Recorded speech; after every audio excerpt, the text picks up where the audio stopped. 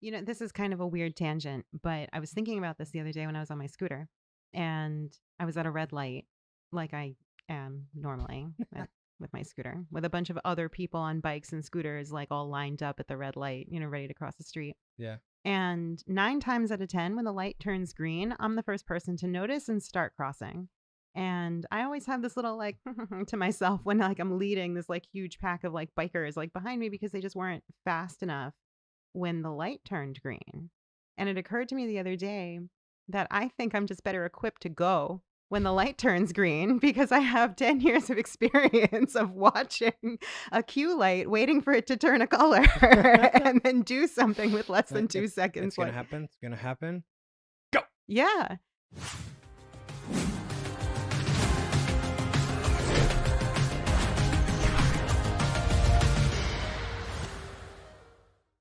This is the first episode of the podcast dedicated to shining light on those who work behind the scenes in film, TV, theater, and live events. And my guest is Alexis Gitman. Alexis and I first met in 2015 when we did the show in Iliad by Lisa Peterson and Dennis O'Hare together, put on by the English National Theater of Israel. The show went up in Tel Aviv and again in Jerusalem. Since high school, Alexis has been involved with theater, live performances, and music, having worked on major touring shows by the age of 20. From front to back, she knows what it takes to put on a show. From the high-level concepts down to what the color of the phone on the stage should be and how many times it rings, Alexis never loses focus. Her and I have worked together a lot with Tabitha School's theater youth program where I would do the lighting and she would produce. And we had a great impact on the kids. Occasionally, I would borrow Alexis to be my assistant lighting designer for several shows, 100% of which she didn't miss a single step and kept me extremely organized. Outside of theater, Alexis has a true passion for teaching music to kids and has been doing so for the better part of a decade. Without further ado, here is the first guest on the podcast, Alexis Gitman. This is really exciting. My friend Rachel, who lives in Philly, has a little podcast that she started with a friend of hers about the history of parenting. Yeah. It's called Your Grandparents Did What? And it's hilarious. But because I'm not a parent, I can't relate to a lot of it. But I listen to it because I enjoy listening to my friend Rachel talk and laugh.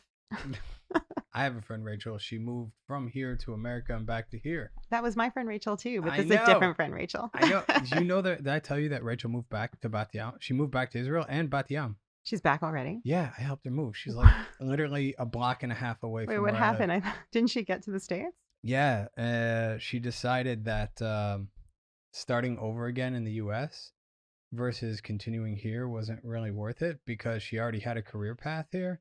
Okay. At the opera. Did she go back to the opera? Yeah, and she's running shows. Wow, good for her. Yeah, I believe she got 4 shows at this season. Maybe I'm miscounting, but she's literally, I was like, well, so when are we having a housewarming party? She's like, I don't have time. I'm not even sleeping. Good for her. That's so how long was she in the States, like, actually? A couple months. I was very surprised because we had a whole going away party and I called you about that. Yeah. And I was like, I was sober at that party. And you were like, I don't believe you. I don't believe you. There's the whole reason I stayed sober at her going away party was because I didn't want the last memories of her being Tequila Neal. That's probably wise. So as I said to you, the purpose of this podcast is really just to talk with people I like chatting with, my friends and anyone who's interested in wanting to have a long discussion about what they do or have done in entertainment, whether it's film, theater, television, animation, behind the scenes stuff, to like listen to artists who, when people think of artists, in my opinion, I think they think of, oh, well, there's a musical artist or this superstar or whatever. Right. There's a whole industry behind that. And as the pyramid, like the superstar on top of the pyramid, as that pyramid goes down and the base gets wider, you have hundreds or thousands of people supporting that. And it's like, I want to shed more light on that to inspire more people to want to do it. Well, you know that there's an old joke. What do you call an actor without the technicians? A guy without a microphone? A naked person standing on a dark stage in an empty room. But what do you call technicians without an actor? Jobless. People with saleable skills.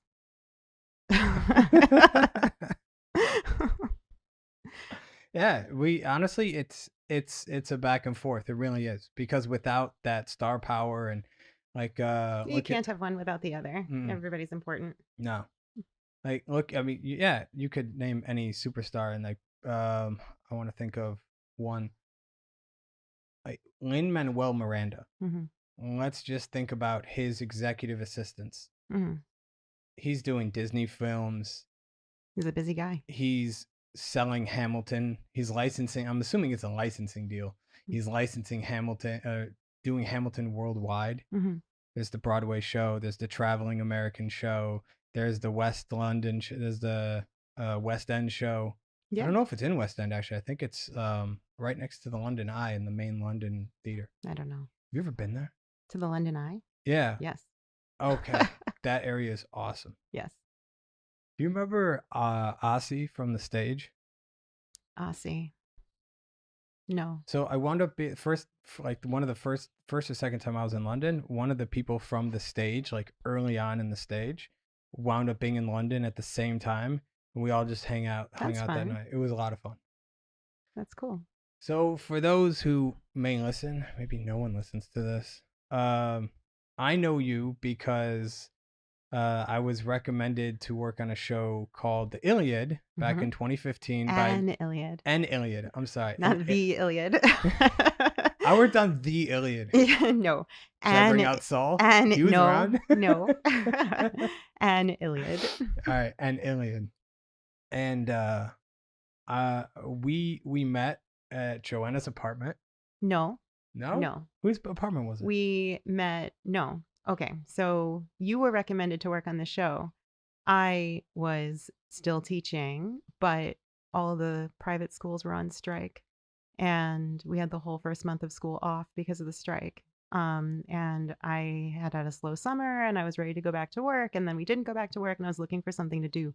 And I saw on Facebook that Joanna had posted looking for a stage manager, no experience necessary. Mhm. And when I emailed her and told her who I was, she asked me if I could come right away to a dress rehearsal and get started right away. And I was like, yes, fine, no problem.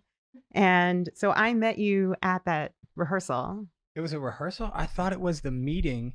We had a meeting after the rehearsal. Oh, really? First, we saw a run through We did. and we got kicked out of that studio. Which studio? The yoga studio on Salome was where the rehearsal was. It was? Yeah, I can't remember the name. I don't remember that. And they were closing or they needed the room for someone else or something. So they kicked us out and we went up to the roof. Do you remember that? Yeah. Yeah. And Now we I finished the remember. run through on the Yeah, roof. at sunset. Yeah. And then after Oh, the that run was through a was beautiful over, dude, we that went was to awesome. That was a really chill. I remember loving watching a rehearsal on the rooftop on during the sunset. It was an interesting first rehearsal for me. I mean, Yeah. it wasn't anybody else's first rehearsal, but it was my first rehearsal.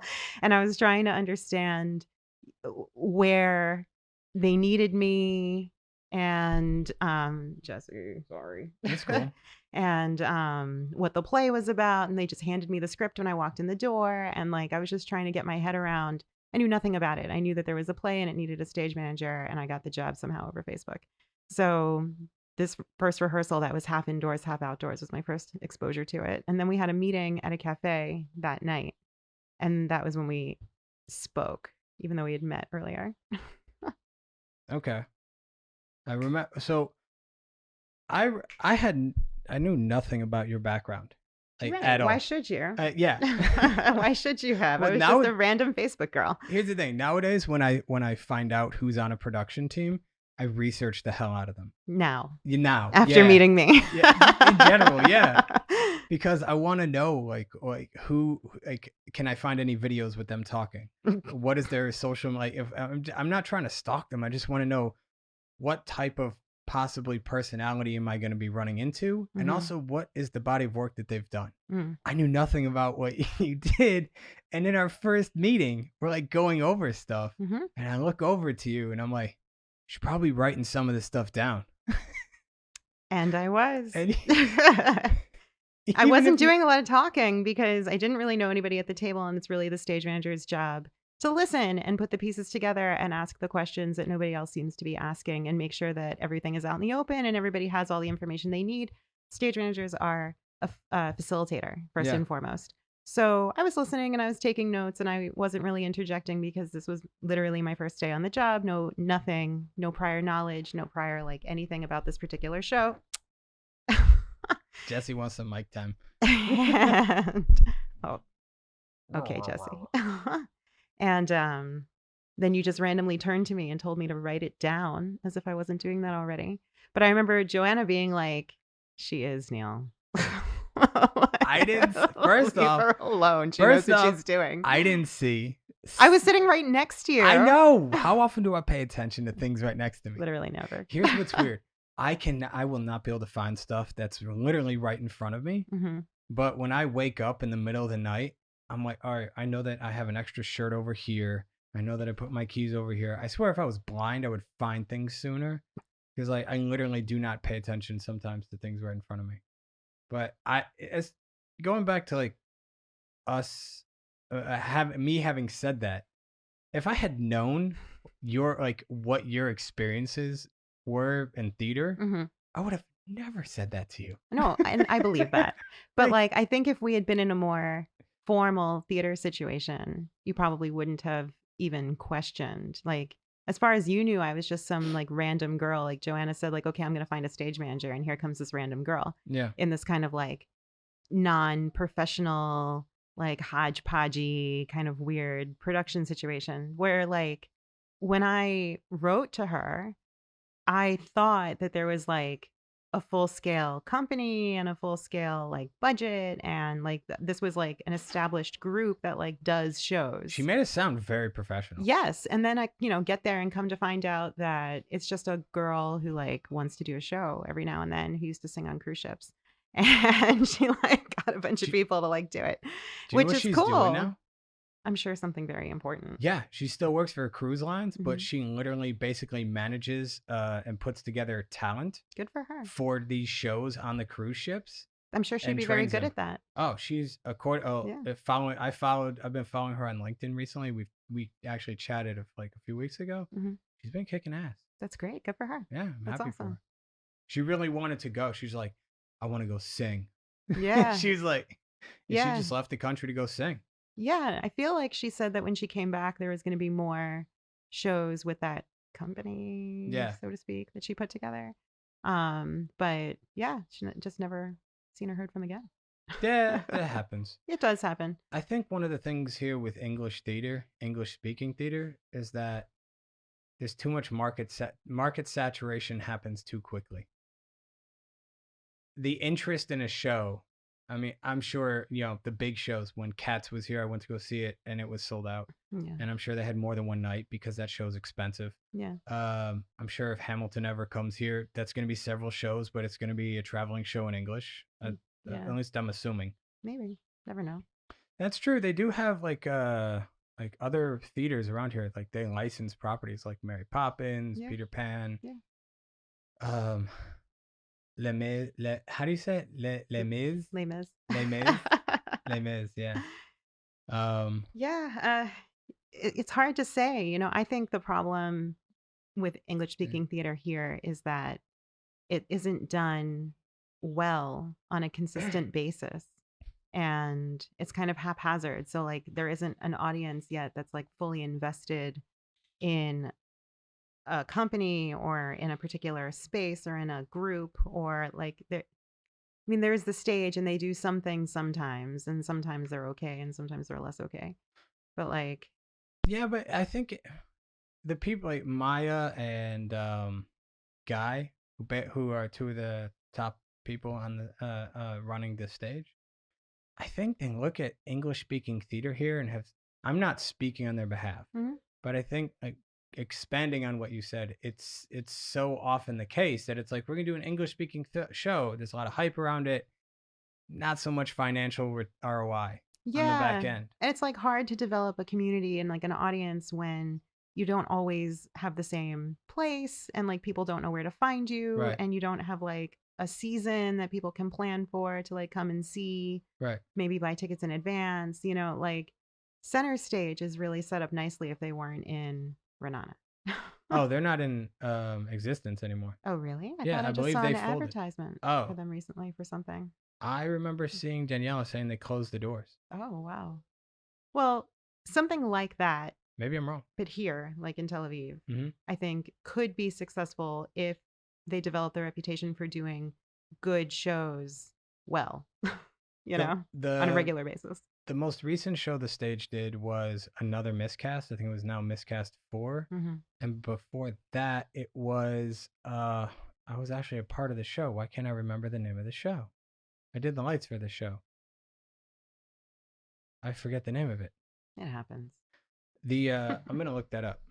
The that show, they actually during like this was like as Corona was still not like just allowing theater like the government was just allowing theaters to open up. Mm. We put on a show with a 10,000 I don't know if it's 10,000 shekel budget. I don't that I wasn't in charge of the budget.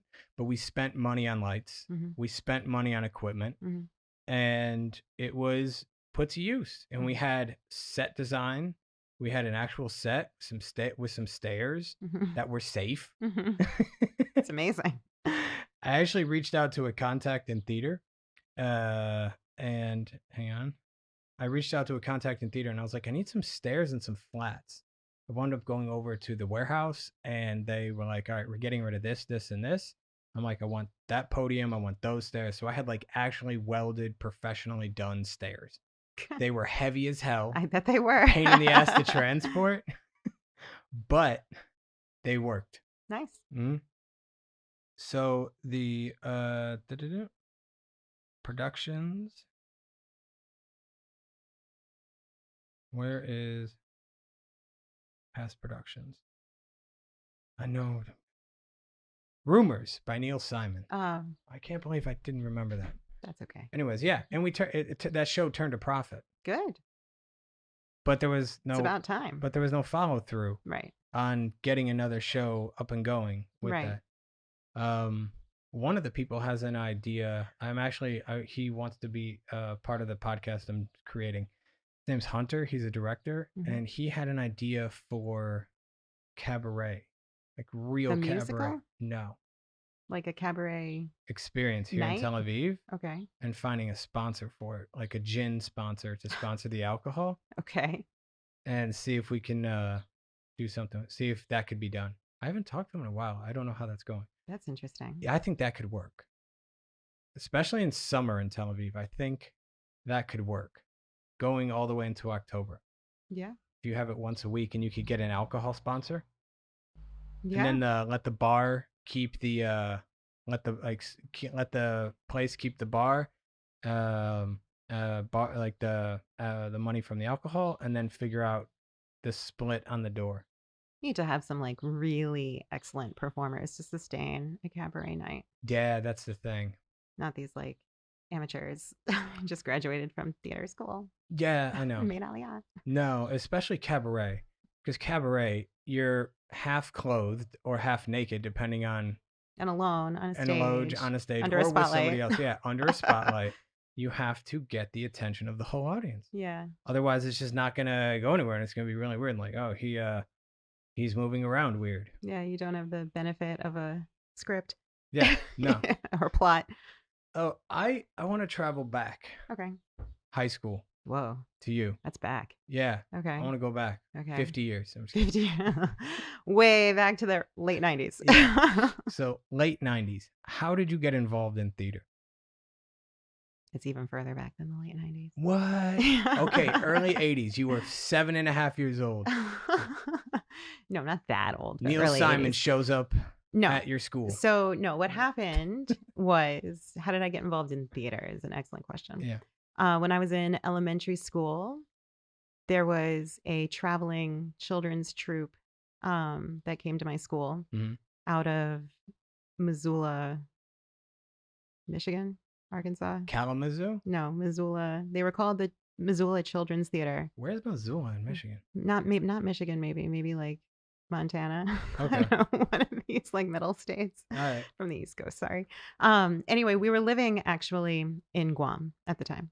And Missoula Children's Theater came to my school and had open call auditions for Cinderella. And the idea behind it was everybody who auditions gets a part there's a participation fee. And if you have an excellent audition, you get an excellent part. And if you have a not so great audition, then you get like, to be one of the mice or I was a beggar. Okay. I was a beggar among like 10 other girls, 12 other little kids. And we had one song, but we got the coolest costume because we got to be all like dirty and like patchy and like not in like our normal clothes.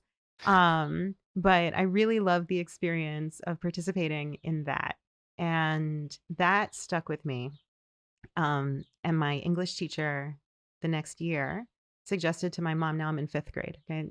My fifth grade English teacher suggested to my mom that for the summer they send me to sleepaway camp because I'm like, I don't know, independent and need to like explore or like whatever. It wasn't true. I hated sleepaway camp, but they just wanted time alone. Yeah, my teacher suggested it to my mother. And so I ended up going to this camp that my teacher's daughter was like a counselor at in Vermont. And we lived in Guam. Okay. So it was a long flight. Yeah, that's not like Ohio to Michigan. No, it's a long flight. It's a long flight. And we get there and it's supposed to be a 2-month session. You travel with your parents? And my mom took me. I was in fifth grade. Okay. Well, I know some kids, like, they fly by themselves with an assistant from the airline. They got a tag on themselves like, I'm a minor. Yeah, I mean, I did that from time to time, but not on like a 10-hour flight with 2 layovers. So I go to this thing, and the nice thing about this camp was supposed to be that there's no set schedule, and they just have a variety of activities every day that you can do whatever you want. And it was hot, and it was full of mosquitoes. And so like, where did I find sanctuary was like in the theater. And this was the first time that somebody told me, we don't want you on stage, but you could be really useful backstage. And I was like, okay. So this was my very first time I ran the lights for a little show called Sorry, Wrong Number. A little 1-act thriller. That sounds familiar. And they had a crazy old light board with giant levers and like those sound an dangerous. Emergency switch that was attached to a nightlight that had a duck on it. And like the duck had to be off like during the show because like the fans were going and it was loud and we could pick it up on the mics. And I remember like one of the grownups like during the show coming up the ladder into the light booth and poking his head through the little hole in the floor and going, "Turn off the duck. Turn off the duck." And I just thought it was like the best job in the whole wide world. So then then we moved a lot and I was like at different schools and had different, opportunities here and there, but not anything as cool. And then when I was in high school, I went to a different theater camp and tried my hand again at acting again, which was not good again. But then when I came back, I was highly invested in backstage because I had become friends with somebody at that camp who was working in the props department, like who was older. She was a counselor. That's a fun department. Yeah, it's a cool department. So when I came back, I was now a sophomore in high school. Sorry, this is a long, boring story. No, to me it's not. Listen, to me it's not boring. I'm sure it's gonna put some people to sleep, but well, here's where it starts to turn around. All right. So my sophomore year of high school, my high school did Grease for the musical. And it was my current theater teacher's like final production and he was retiring afterwards. So he was going all out and wanted it to be humongous and like getting as many people involved as possible. Okay. So once again, I auditioned and I got like a bit part in the chorus, but my friend's older sister was the prop master and she was like, "Alexis, get in the car." She was a senior and we were going prop shopping. And she introduced me to the guy who ran the lights and the guy who ran the sound and the girl who was the student director and like the student stage manager. And I like fell in with this group and we became really, really close friends. And because I became close with them, I naturally moved up the ranks of like student tech in my high school. Okay. Because it was not overseen by a teacher. What? It was just handed down from one student to the next as students graduated. Wait a minute. How old were your dimmers? Old. And who was teaching other kids? Like you as a senior would teach somebody else the safety protocols of like electronics and things like don't plug in Angry Samoans, which was the name of one of the dimmers because we didn't use numbers. Why use numbers? Why use numbers for dimmers when you have 96 or more? Each one had like a label taped around the plug saying, "Jesse, get down." Sorry. Her tail is just smacking my I know. Bum, bum, bum, bum, bum, down. Zuzi. Ta-da. Each one was labeled with like the name on either end and you would connect Angry Samoans to Angry Samoans to Angry Samoans to Angry Samoans. So, Okay. but you actually couldn't use Angry Simone's. You could use all the other ones except that one. And Why? then What was wrong with Angry Simone's? there was something wrong with one of the cables, and it would it would start a fire if you used it. Holy crap. And one of the daisy chains along. Oh, And you Jesus. also couldn't plug anything into breaker number 13. Okay. And if you did, you would blow all the breakers, which was not only the auditorium, but the whole like right half of the school. So whenever there was a power outage in any class, somebody would say, "Who touched breaker 13?" Like it was a known thing that you couldn't use that one. But there was asbestos in the ceiling. So when we were up, like hanging the lights, we encouraged people to like wear a scarf around there. Because you would be like dusting with the lights, and it would come down on you, and it would taste sharp. No, this was high school. This was like mid-90s. 99, 2000. I graduated in 2002. So, yeah. Wasn't asbestos outlawed by then? Like cleanup of that? If you were doing any kind of construction and they found asbestos, you had to remediate it. But if you weren't doing construction, it was just existing asbestos, like you could leave it. And what grown-up thinks that a bunch of teenagers are going to be climbing around in the catwalk of a 1970s auditorium? Jesus. They've renovated it since then. It's a completely different building now. But no, the theater department was run by the theater teacher. Okay. But he ran rehearsals and held auditions, and that was it. And the tech department was run by students. And it was passed down one student to the next as people graduated. In my high school, Miss Heyman was the theatrical teacher, but she always found some guy to someone who was like understood tech to manage the stupid children. Like an adult. Yeah. An actual adult. Yeah, we didn't who, have that. according to OSHA, is a person. What are the exact words are? A person of over the age of 18. Authority, like a person who has authority on the subject matter. Yo, okay. I don't know. He knew what he was doing. No, one year our school tried to assign the shop teacher to the tech department because they thought like, okay, building sets and painting and like whatever. And he knew less about the auditorium than we did. And he, in the beginning, would try and kind of like impose different ways of doing things. Oh, that's and we'd be interesting. like, oh no, this is a terrible idea. And then in the end, his ideas were always terrible. For example, the first show that he had to be involved with was a musical called The Boyfriend. And the new theater teacher, after my last one had retired, wanted periactoi for the set. I don't know what that is. They're like triangle shape columns where each side is painted with a different theme. Okay. And depending on the scene, they're usually on casters. You like spin, and now you have like 4 walls, but you have 3 options. Right. So I mean, it's this like cheesy little musical, The Boyfriend. And is that the same type of style of thing with like old analog like road advertising road signs on the road, like, and they just like rotate a third and it's a new picture? Could be. Okay, never mind. Could be. I don't know. These are like huge, right? Yeah. So our director wanted one to be painted baby blue and one to be painted baby pink, one side, and the third side to be like crazy mirrored, like psychedelic, and the floor to be like purple, but like as if an artist was like mixing different shades of purple like on the floor.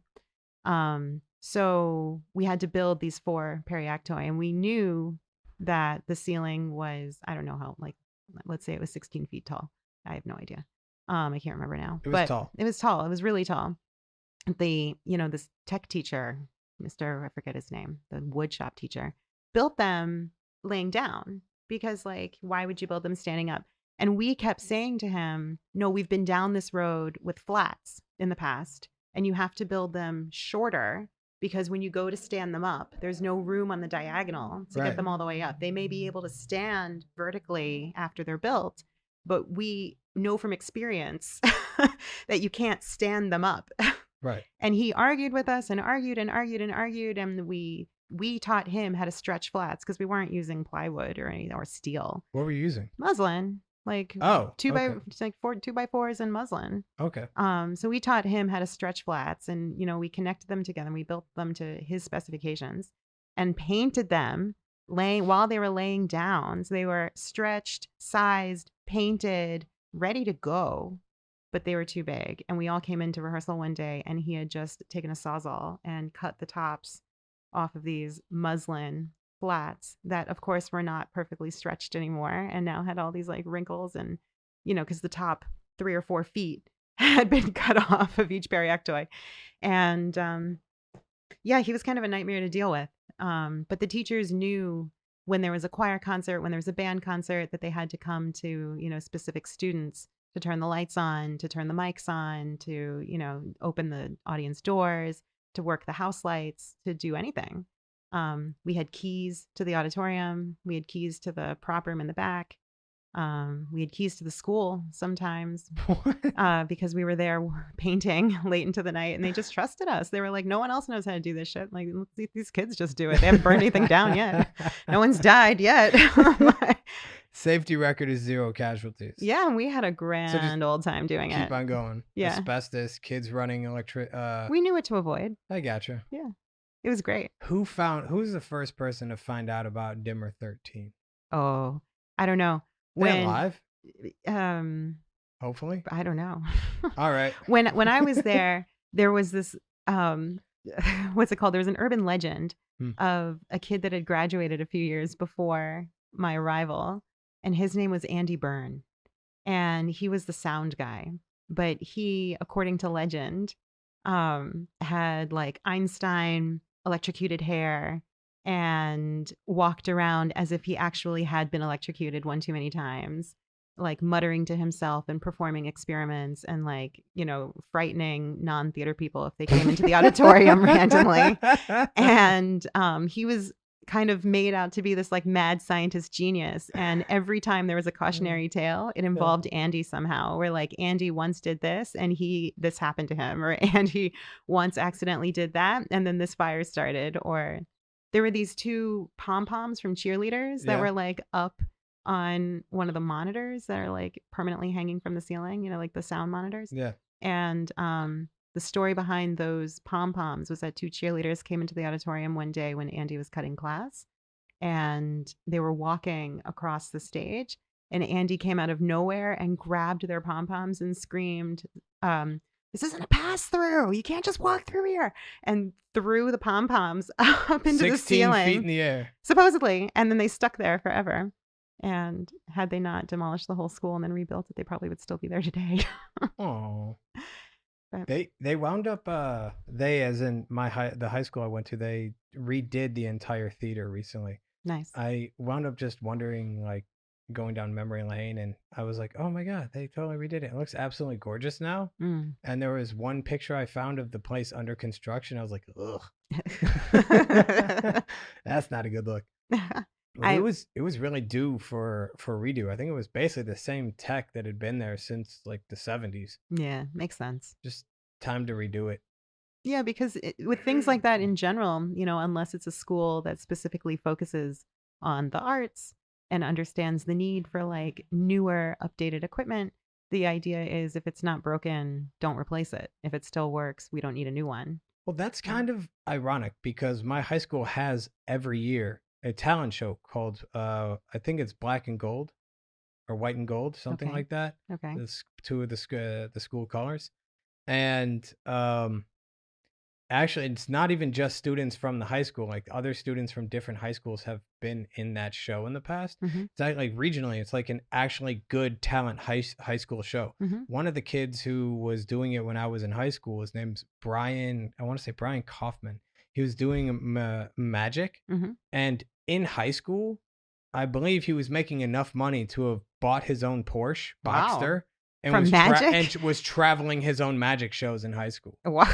If I remember this correctly. Good for him. Yeah. Like, I mean, that Damn. dude was like doing business as a magician in the 90s as a high schooler. Like, so like, that's kind of like the level of where that talent show was at. And also they had 2 shows. There was a spring show and a summer show. We never did Grease though. Going back to Grease. When we asked Miss Heyman one time, why aren't we doing Grease? It's a perfect musical. She said, because I don't want a musical to teach other high school kids that in order to fit in, you have to dress like a slut and smoke cigarettes for people to like you. It's fair enough. I get, the last scene of Grease in the movie kind of depicts that. So, I mean, Well, the I musicals can't. that this guy had done before he Go. retired, just in my short time there, Yeah. were Pippin, which is all about sex. I don't know Pippin. Pippin is all about sex. All right. Um, That's what you want to show to high school kids and their parents. that's what you want high school kids to be in, right? Not just show them, not just showing a movie here, you know? And so Pippin was the first one. And then he did How to Succeed in Business Without Really Trying, Mhm. which is about a con artist, you know? And his romantic relationship with like a con artist woman. Mhm. And then we did Grease, and then he retired after Grease. But then after him, the first show that we did was The Boyfriend. And then we did The Sound of Music because the choir teacher loved The Sound of Music and the other teacher never wanted to do it, but she convinced the new teacher to do it. And it was a nightmare, The Sound of Music. Well, to do The Sound of Music, you really have to have someone that understands not just how to direct musicals, you need to have an actual choreographer that can put people on the stage in a way that the vocals will be mixed just by how people are standing. That like, tell me if I'm saying anything incorrect here. You know way more about music and sound than I do.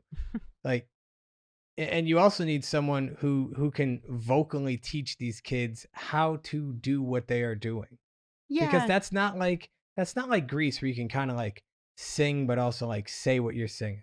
Yeah. No, we had extremely musical and musically talented kids in my high school.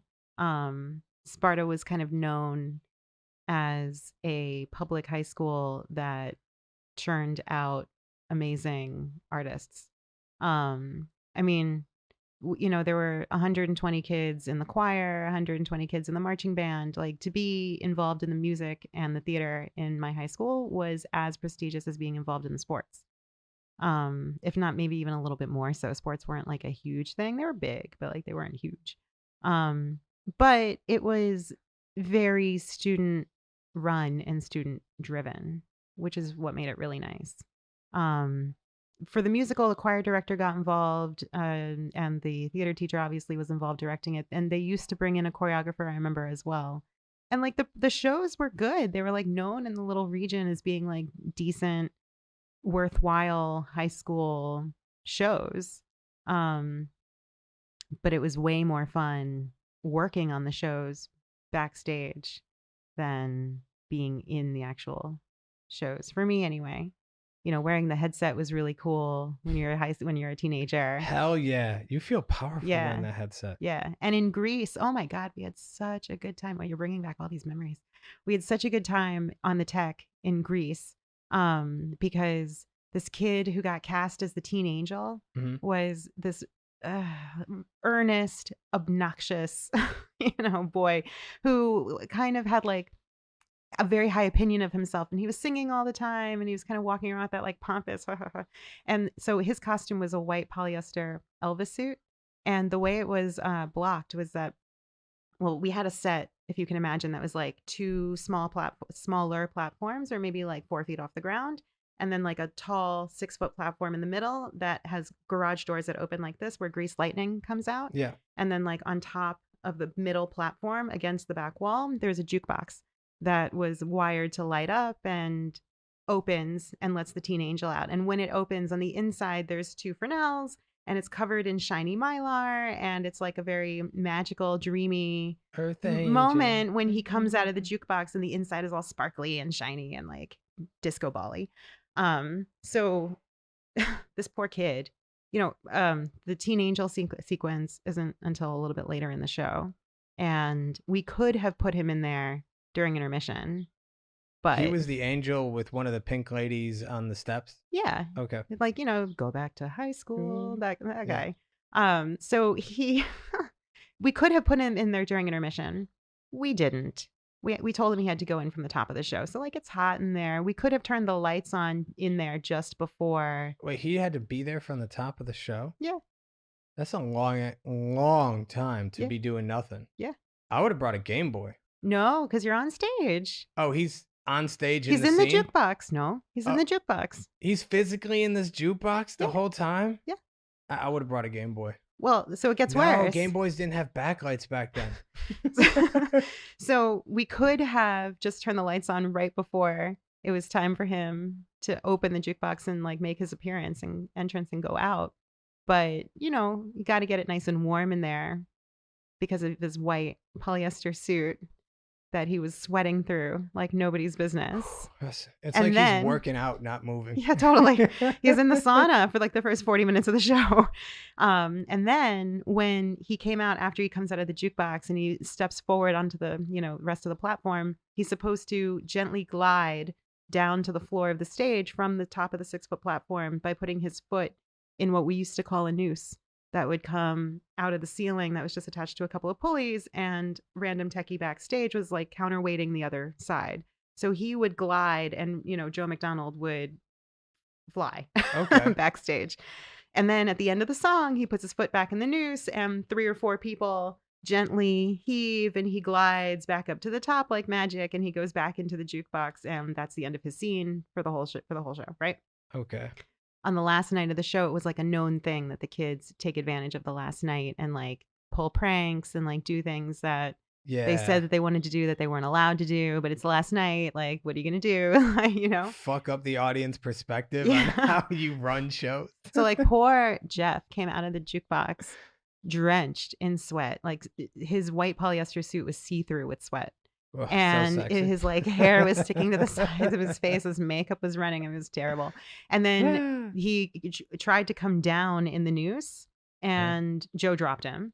And that is not cool. No, wasn't cool. But we were teenagers and we thought it was cool. But not looking back, not cool. Kids don't try this at home. And then, then at the end of his song, when it was time to magically float up and go back into the jukebox, we usually had 2 people on the counterweight to bring him back up gently and slowly. But this time I think we put 4 people on it or something. And they pulled too hard. And they started by climbing the wall and then like jumping Jesus, with the rope. That's how you kill somebody. He flew. You really flew somebody. So funny. He was okay, thank God. And like it didn't even cross our minds that like he could break an arm or a neck or completely something. let go of this rope that he's attached to because there was no safety attachments. I'm assuming you just got on and held you just put your foot in the hole. Yeah, it's the and 90s. You hold on. There's no safety in the 90s. Not in public high school. No. In The Odd Couple, like aside from the mug that was being broken, during one of the males' performances, this big lounge chair, like a chair but like fluffy like your sofa, the bottom of it, as they were having an argument, the 2 actors on stage during the show, like that's what the characters were doing, having an argument, the bottom of the chair fell out and the high school kid just like fell into the chair like this. I believe the line came like independently came from the other actor, and you can't even sit in a chair right. And the audience was like, "Ha, that's hilarious!" And we're looking like, gotta fix that chair. Yeah, it's the first half of the show. Oh, jeez.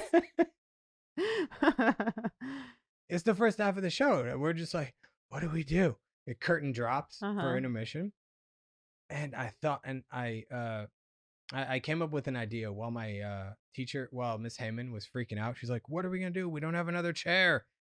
I went to the props room. There was this gigantic, like like Six Flags style, like stuffed animal, like those big prizes. There's one of those. I just took out the inside of that chair. I just shoved this bear into the chair, put the cushion on top of it, sat on it, and I was like, there we go. Done. We got a chair. Exactly. That's why I love it. And nobody said to you, like, oh, you can't use that stuffed animal for that purpose. And like, that's not going to work. It needs to be a proper chair. Like, it doesn't matter. It just needs to be good enough to get it done. Right. I love it. Right. And that's something like with the things I've done in like television and film, you always have cut or take, unless it's live. Like live TV is totally different, especially if it's multicam. But most people, if you never get the chance to work in theater, you don't understand like that level of stress that you can have in a live show, and the amount of like when the thing that I thought I really knew theater well, but when the more I worked at Beit Lesson, the more I realized like if I'm within a quarter of a second of when my cue is supposed to go, I'm on time. If I'm between a quarter of a second and a half a second, it's okay. But if I'm half a second or more late on a cue, everyone in the production knows it. Yeah, but that's not just bait lesson. That's everywhere. Yeah, but that's what bait lesson. I'm not saying it's specifically with bait lesson. I'm saying that's what working that much in theater had taught me was you have to be precise. Your timing has to be razor sharp. You know, this is kind of a weird tangent, but I was thinking about this the other day when I was on my scooter, and I was at a red light, like I am normally with my scooter, with a bunch of other people on bikes and scooters, like all lined up at the red light, you know, ready to cross the street. Yeah. And 9 times out of 10, when the light turns green, I'm the first person to notice and start crossing. And I always have this little like to myself when like I'm leading this like huge pack of like bikers like behind me because they just weren't fast enough when the light turned green.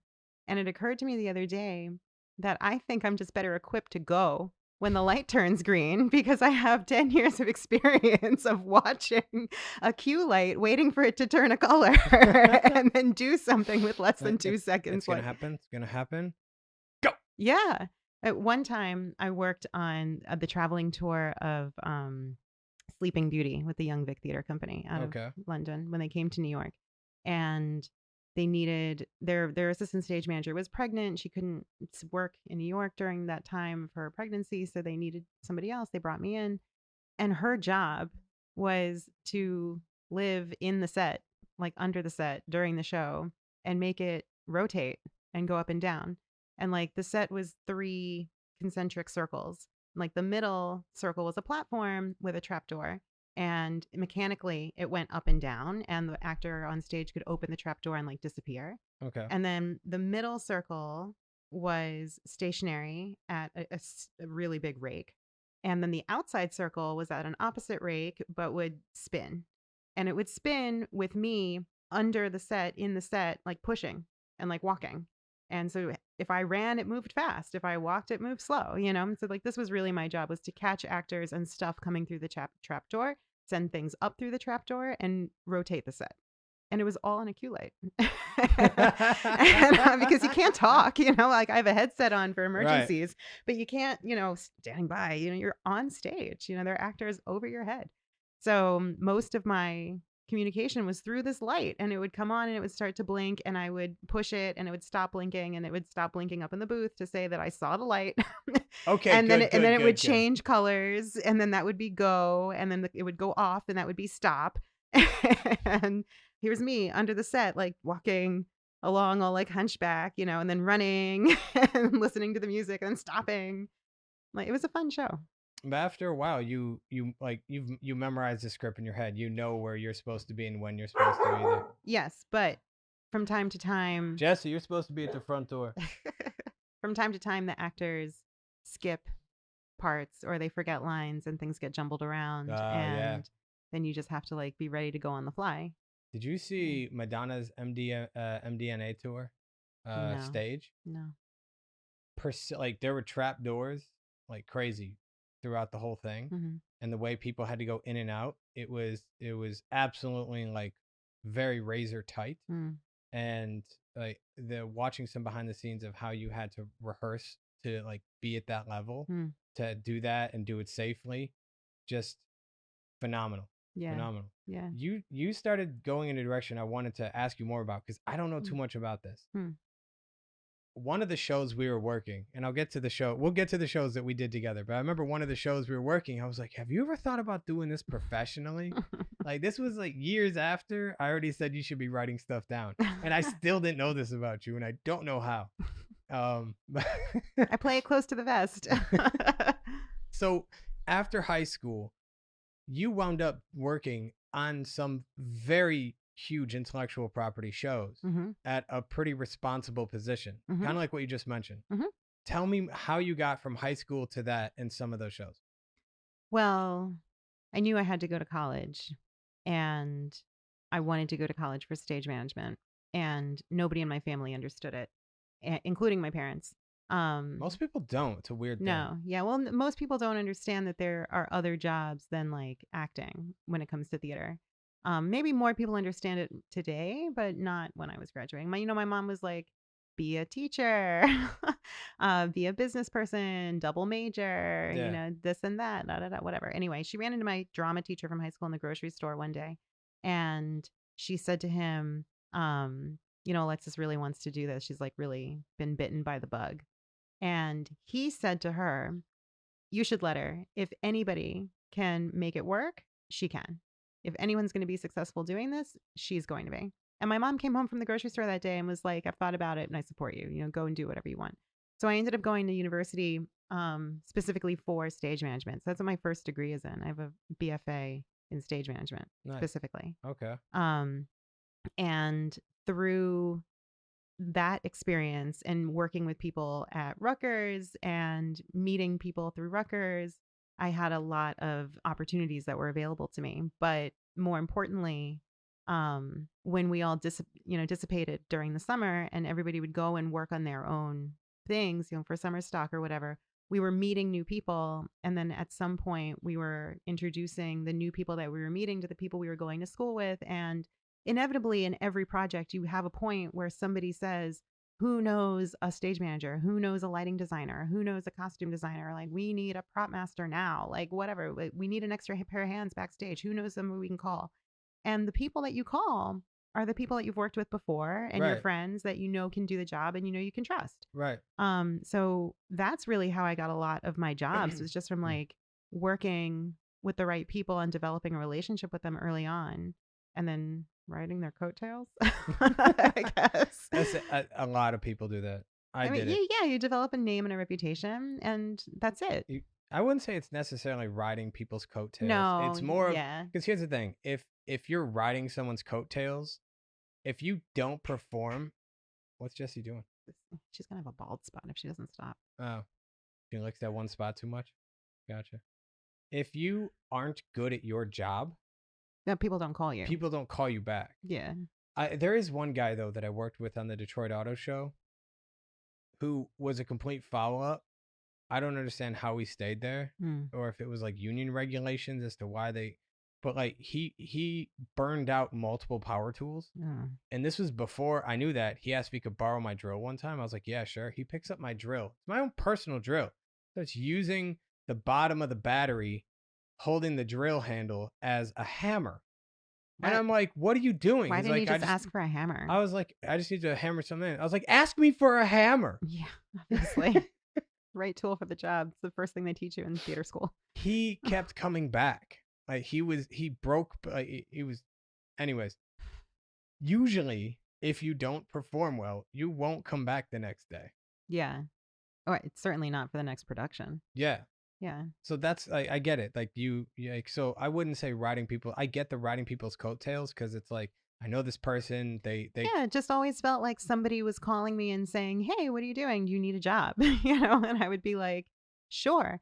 And most of the jobs did not pay anything, and if they did, it was very little. And a lot of it was because we were all starting out, and it was like, okay, well, you need experience for your resume, and you need to add things to your resume, and summer stock doesn't really pay anything anyway. But from time to time, somebody would get involved in something, and it's the right place, right time. Like, I got this job on Sleeping Beauty because I was working in London, and I had a very short internship with the Young Vic in London. And I saw them when they were rehearsing and getting ready to tour Sleeping Beauty, and I was with them just for a couple of days. I helped them. I don't even remember what I did with them except watch rehearsal. But like, I must have made a big impression because when they came to New York, they emailed me and said, we're here.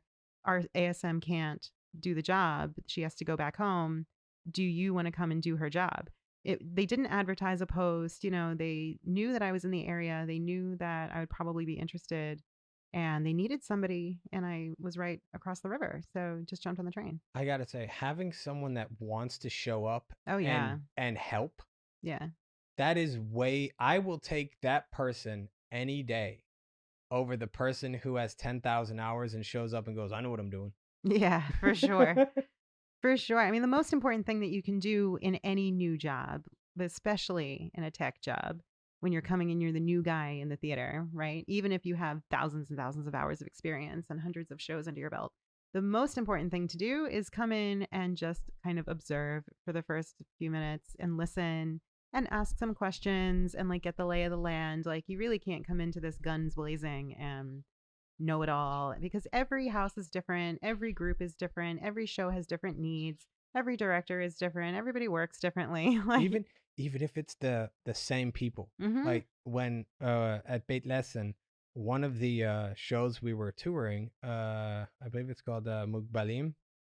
The show is absolutely hysterical. So the show is about so I'll just briefly go on in this tangent. The show is about some drug dealers that need to get cocaine to a specific part of the world, and there's a special needs school that is looking to get and the front, by the way, for this cocaine business in the Okay. show is basically like a not a costume shop, but like a clothing, like custom clothing company. Okay. And these special needs students wander into this company asking if they can make costumes for the show, going to the place where these drug dealers need to get their money. Oh my God. And Sounds very I funny. looked at the sound man after the first 5 minutes of the show and I was like, no. And he was like, just wait. Okay, so the show is hysterical, but it's a big set. Mm. And even though it's the same stage manager, same lighting manager, like head of lighting, like as the show travels, each show has a specific head of lighting and assistant head of lighting, head of stage and assistant head of stage, Mm-hmm. and head of sound or whatever, so that no matter what happens, you always have at least two people that know the show, and that they always train a third person. Mm-hmm. So we got to the venue, so it's same people, but we got to this venue in the south of Israel, and the venue, the stage itself, was physically 30% smaller than all of our flats when built. It's a bummer. You have to make some decisions. So going back to what you're saying, like every company's different, every manager's that, even if it's the same like crew, mm-hmm. when you travel a show to a place where you don't know what it is or what it looks like, or if you can physically fit your show in there, there's people who have paid tickets. Mm-hmm. They're coming here in 4 or 5 hours. Mm-hmm. They expect a show. They've made dinner plans. Like, Yeah. people don't get the problems of canceling a live performance. It's a major ordeal. Yeah. It's huge. Yeah. It affects not just the cast and crew, but like the reputation of the show, and also the people who made a day, like took time to come in and be a part of this experience. Yeah, it's a huge headache. Money lost. Disappointed people. We wound up taking out the whole center of the stage because there was also props. There was like a medical bed that has to come in and out. There's mm-hmm. like clothing. There's a lot of physically large props. You need wings in order to get these props in and out of the stage. Sounds like a lot of stuff. It is. It's physically a large. I mean, depending on how big your not the largest show I've ever done, like physically, but I mean, it's a lot. Yeah. So we had stage left touching stage right, no center stage, and the head of staging called the stage manager before the actors were on their way and was like, listen, here's what the stage looks like. You might want to get here a little faster so that you can rehearse. You need a spacing rehearsal. Big time. Because it's not the same. Yeah. Oi. Live theater. Yeah. In Minnesota.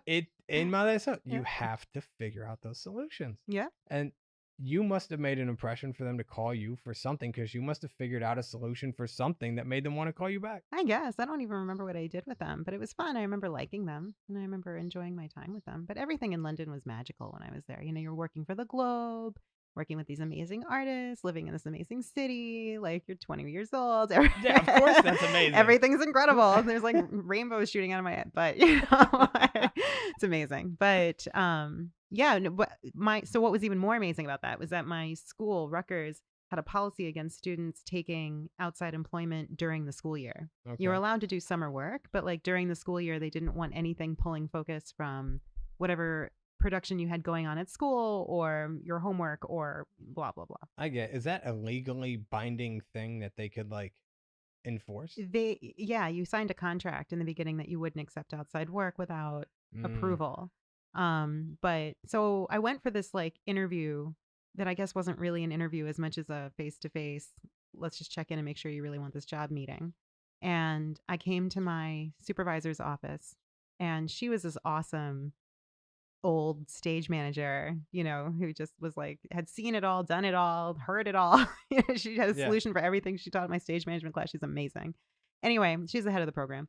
And I remember going to her office and being like, "Hi, Carol." So I just came back from this meeting. And when I told her who it was with and what the job would be, and that it would only be 3 weeks long, maximum 4 weeks if they extended, um, and that I was taking it because they were paying me 600 pounds a week. Woo! And she was like, "You go with God. Have a good time. Don't fuck anything up. And go with God," is I've exactly what she said to me. I've never met a teacher who when you get into the swing of things and you have an opportunity in front of you in like the field of arts, Yeah. I've never met a teacher that looks to their student and goes, "No." No, holds That them back. No, it's a terrible teacher that does that. yeah. But I was in my spring semester, like late spring semester of my third year. I promised her that it wouldn't interfere with anything that I had going on at school. It's a huge opportunity. Yeah, major opportunity. And I was so grateful. And it was such an amazing experience. And even though I cannot remember off the top of my head what any of the actors' names are, Mhm. the company manager made a big impression on me. The production stage manager made a big impression on me. And the assistant stage manager that I replaced was also very, very nice. And the experience that I had working with these three people, these three women, was just amazing. And going into the city and going into the New Amsterdam Theater every day, and putting my things in a dressing room, and then coming up to the stage and turning all the lights on. Like, I mean, it's cool. It's like it was my goal, as a stage manager to work on Broadway. And here I was working on Broadway for a couple of weeks in this like non-Broadway show, but on Broadway in a Broadway house. Mhm. And when it was over, I was sort of like, that was cool. What's next? you know? It's a bug. Yeah, It gets yeah. addicting. It is. It's highly addicting. The Yeah. the thing that you just reminded me of is being able to go there every day. The one of the things that I miss about working every day in the theater or like like on set specifically every day, when you walk onto a soundstage or a theater, the smell, Mm. The sawdust burning. the sawdust burning, the old paint fumes. Yeah. Yeah. Yeah. It's The leather from shoes. yes, Yeah. it's this combination of smells where you're just like, Yeah.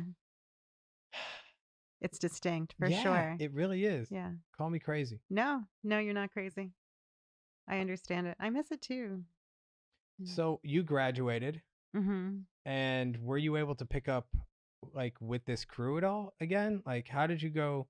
Like, how many other productions did you do with them or with other big? With the young Vic, none. Yeah. That was my only one. They Okay. finished the tour and they went back to the UK, and that was that. Okay. Um, After I graduated, I sent my resume cold in hard copy in like a giant envelope on like expensive paper to all of the production stage managers working in New York at the time Mhm. on all of the open shows, asking for an ASM or a PA or like whatever kind of position. I'll sweep up the Please call me. toilets. Yeah, Yeah. I will do anything. I'll vacuum the carpets. Like, please call me. I'll sweep the floors.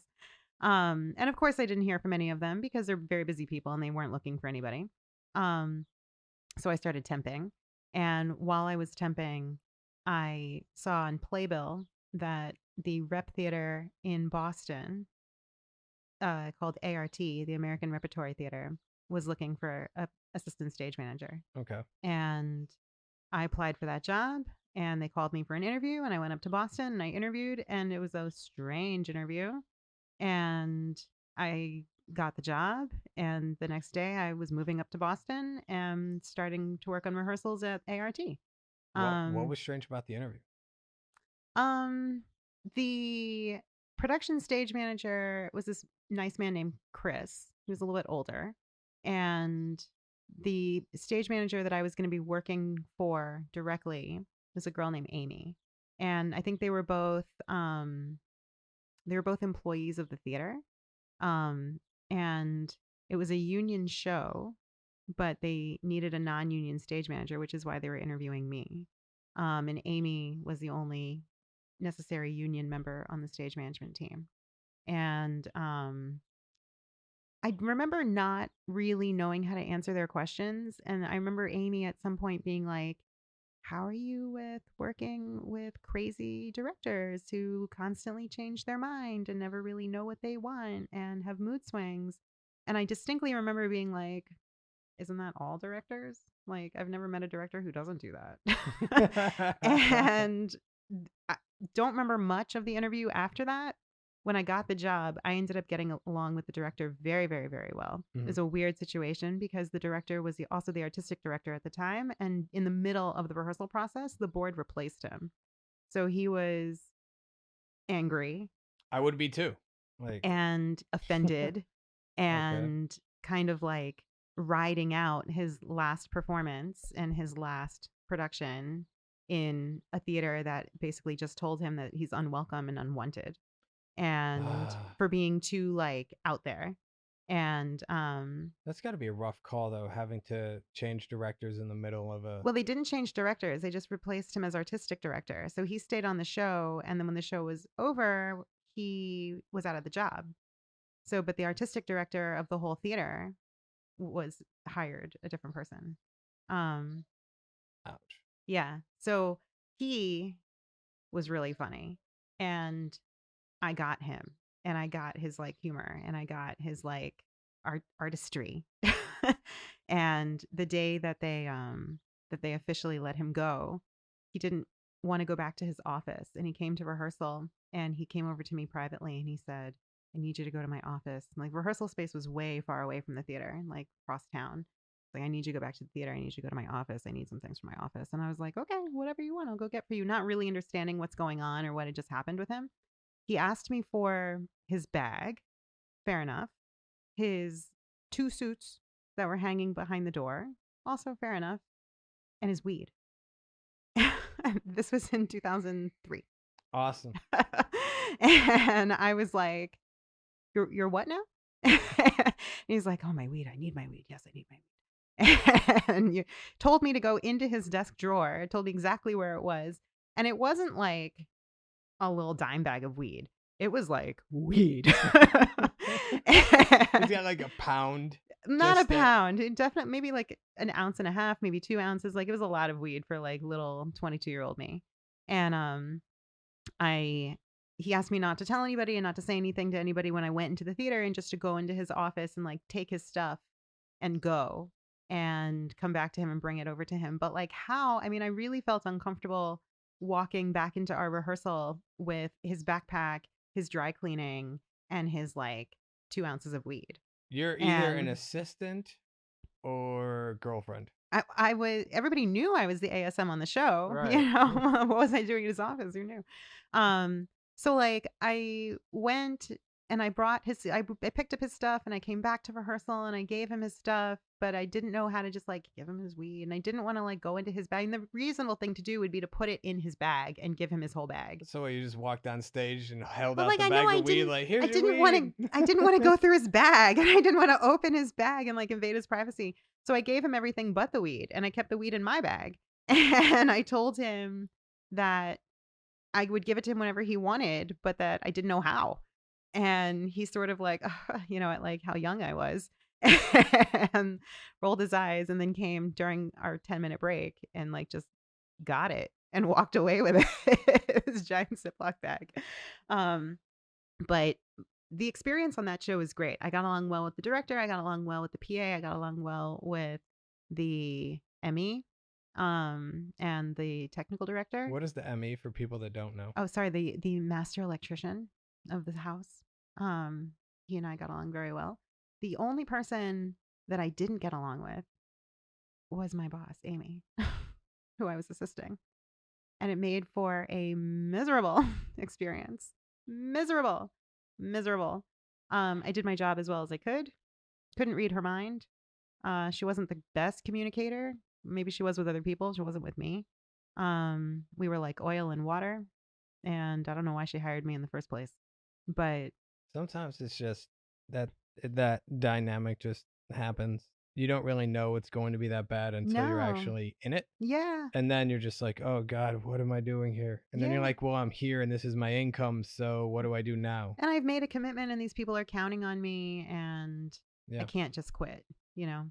But man, I remember like during tech, I was backstage and we were in one of these long holds for something, and the director was he would come up and have a quiet conversation with an actor, or he would come up and like talk to himself and like look at props and pick something up and look at it and put it down, or like move a chair like a half an inch, like he wasn't somebody who just sat in his seat. And I was kind of brought up and still believe that when somebody is making art, you shouldn't be hovering over their shoulder. And you can be watching and you can be listening, but you don't have to be invasive about it. You don't No. have to be like in their face saying, "What are you doing? What are you saying? What are you moving? What are you changing? What do you need? What should I do? Don't touch that. Touch, like, tell me what to do." Da, da, da. Like that if they're moving something, it's because they're fussing with it. And if they find that they like it like this and not like that, then they'll say, like, from now on, it's like this. And then you can write it down and say, from now on, it's like this. But until they make like a decision, everything is just artistry, Yeah. Amy did not agree. Amy thought that every time the director went on stage, that I should be right next to him and listening right there at every single thing that he said and every single thing that he did. And if he reached to touch anything, I was to touch it first and move it before he had a chance to move it, so that he didn't have to like physically touch anything. And she was constantly in my headphones. Go see what he's doing, Alexis. Go see what he's doing. Go see what he wants. Go see what he's talking about. And it's Oh. like, you can see me walking Gee. across the stage. I'm on my way. I'm not going to run. We're in tech, Yeah. not basketball. There's no reason to run. We're not on a clock here. I mean, we were Yeah. a little bit on a clock, but like not that anything was going to make a difference if I it's not walked a or live run. show, don't run. No, yeah. I mean, we were in like a 10 out of 12, but like still, there was 10 hours of working time. It was fine. Mm-hmm. So the show was a weird show. That show was Britannicus, about Nero and his obsession with his half sister, Octavia. Okay. And it was weird, and it had CCTV, live CCTV action where like the actor is filming something and you're seeing it on the big screen, and it had projections and it had light shows and it had fire and it had all sorts of like Some production scary value. things. Yeah, it was like a legit theater, one of the best repertory theaters in the country. It's affiliated with Harvard. I got a kick out of getting a Harvard ID from working at ART. Do you still have it? Yeah, Nice. somewhere in one of my wallets. Nice. And that was fun. That was my first like real show out of college. And then I did some more things, some little things, some bigger things. And when did you decide to come to Israel? I came to Israel in 2011, January 2011. January 2011. So you got here 6 months before I did, basically. What made you want to come here? Like, did you find theater work, or you're just No. like, you just want to? I was already out of theater in my head. Okay. By the time I made Aliyah. I was working before making Aliyah. I had been working at the Shakespeare Theater of New Jersey as the assistant production manager, basically. And they call it the assistant to the director of production and facilities, but it's really an APM job. It's a very big title. Yeah. Well, the director of production and facilities Yeah, really that's what I'm enjoys saying. his title. Yeah, that's Well, what I'm saying. Yeah, enjoyed. yeah, He doesn't work there anymore. Like that's too long of a title, and I'm confused about what you do. Yeah. Yeah. We used to have a commercial in New Jersey. That was, I can't even remember what the real commercial was for, but the slogan was long name, amazing results. And so when I used to tell people that I was the assistant to the director of production and facilities for the Shakespeare Theater of New Jersey, I used to say long name, amazing results. So I worked at the Shakespeare Theater for a season and a half, and it was nice and I loved it, but it was the same problem that every small theater was facing: no money, expectations of the 5 gallons of water, resources of a shot glass. And it was becoming a lot. And there was one particular show that was so far behind schedule and so far over budget that we had to pull four, no, we had to pull 3 24-hour shifts in a row to finish the set on time. And it was for King Lear. And the set was This this, just sounds demanding. it was horrible. And like the set was this really cool, but really, difficult, kind of like mountain that was made out of foam that had been carved and then plasticized and then painted again and then painted again. But because the mountain was like 12 feet tall and took up the entire stage, it took forever to carve the foam.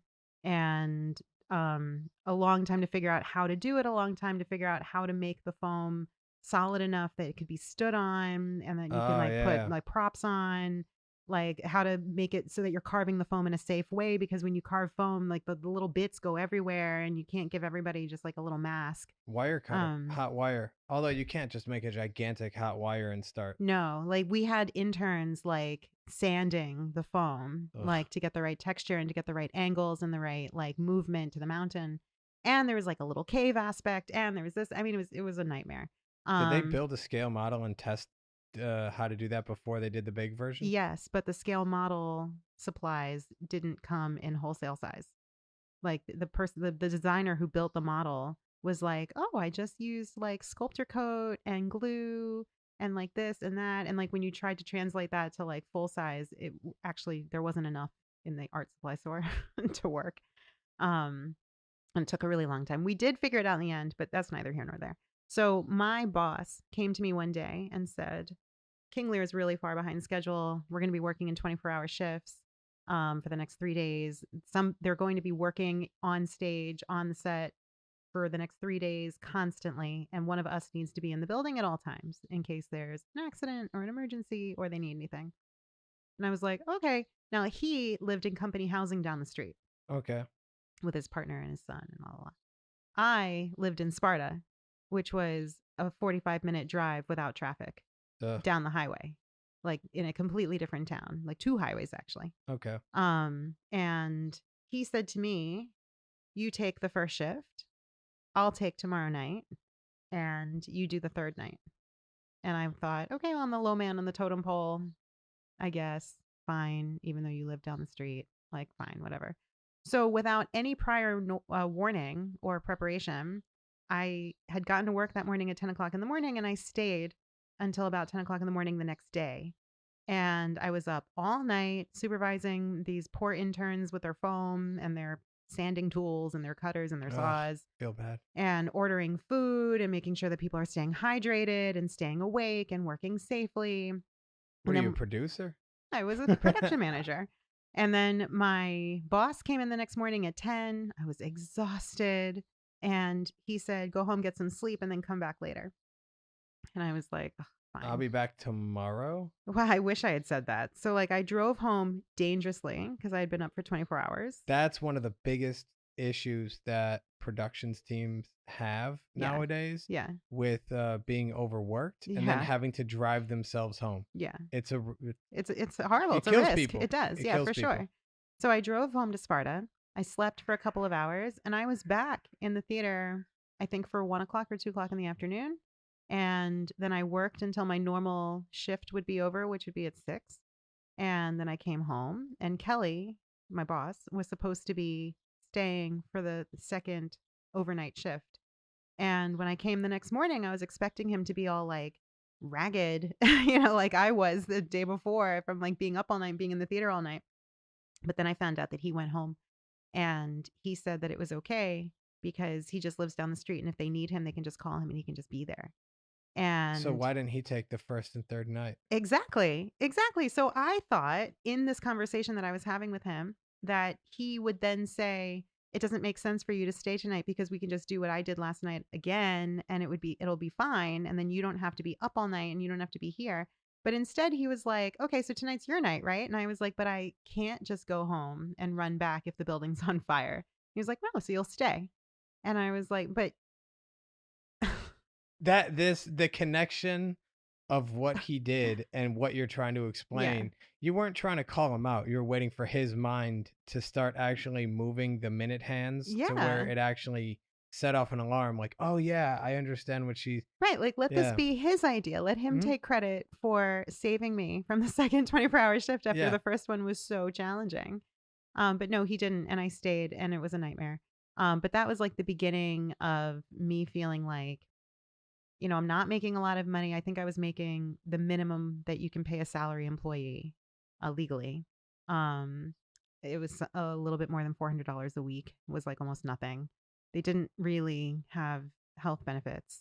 And, I was working in kind of unsafe, unappreciative working conditions. And I thought, like I've been working in theater all this time. It's time for me to go get a job in the real world. So I went and got a job in high tech. That also didn't work out. It was okay, but it was meh. And then I went back to school and then I decided to make Aliyah. What was going back? You have my mind before this thinking about like all the times that a production has overworked me. Hmm. Like one of the employers that I worked with, um, it doesn't matter the name. Uh, they would schedule me to do the like a show. Like they would schedule me to do like to stay for like when the show was running, and then tear down the show at night, and then I would have to be on call at 5 a.m. the next morning. It's horrible. It's Here, abuse. working minimum wage, which is like Yeah. $6 an hour, It's abuse. and I got to a point where I looked at my paycheck, and I would work 285 hours in 1 month. Slept at the studio, I think 3 times that month because I wouldn't have been able. There's no transportation to go home. They said they wouldn't pay me, even though they were legally supposed to, Yeah. and they just didn't care. Yeah. They I believe, I'm not a lawyer, but I believe that these are not legal work practices because they're required to legally pay for my transportation to and from work. Yeah. If it's out of business hours, they're supposed to pay that. Even if Anyways, it's during business hours, they're supposed to the pay it. bus, yeah, Yeah. that's where the bus thing is. You get technically reimbursed for the amount of money that it costs for you to take the public transportation. Yeah.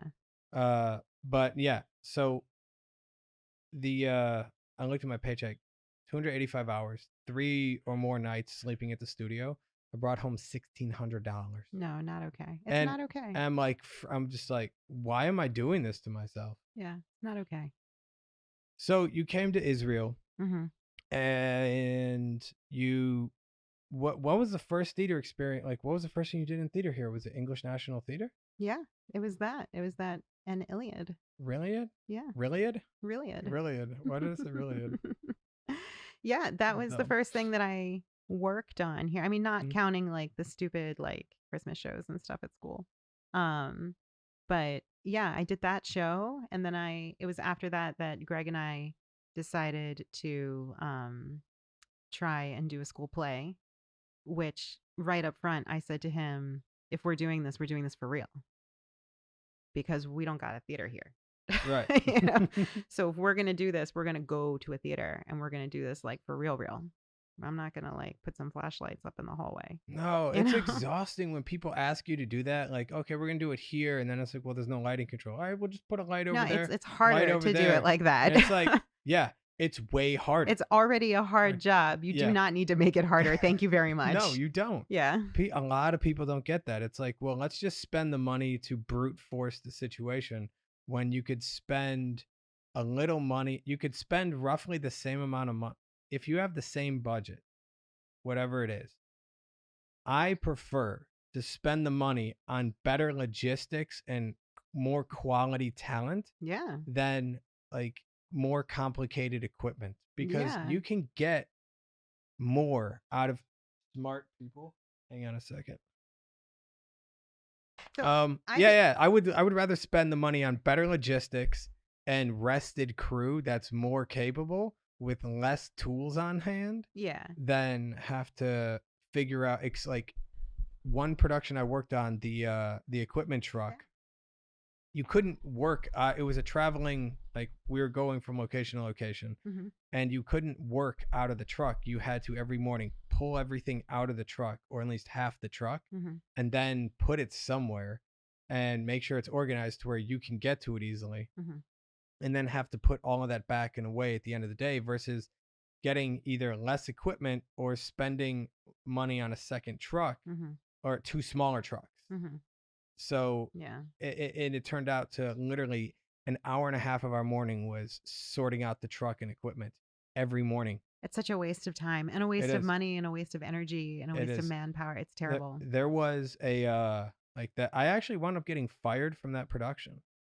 Like the whole lighting crew. I'm not going to say what this is because I want this to go out into the ethers. And the person who I'm going to talk about, I'm not trying to gloat, but him firing me was one of the best things that could happen Cool. happen to me because, well, first off, he got to keep his job as head of lighting. And I'm not saying if it's film, theater, or television. I'm just going to use generic terms.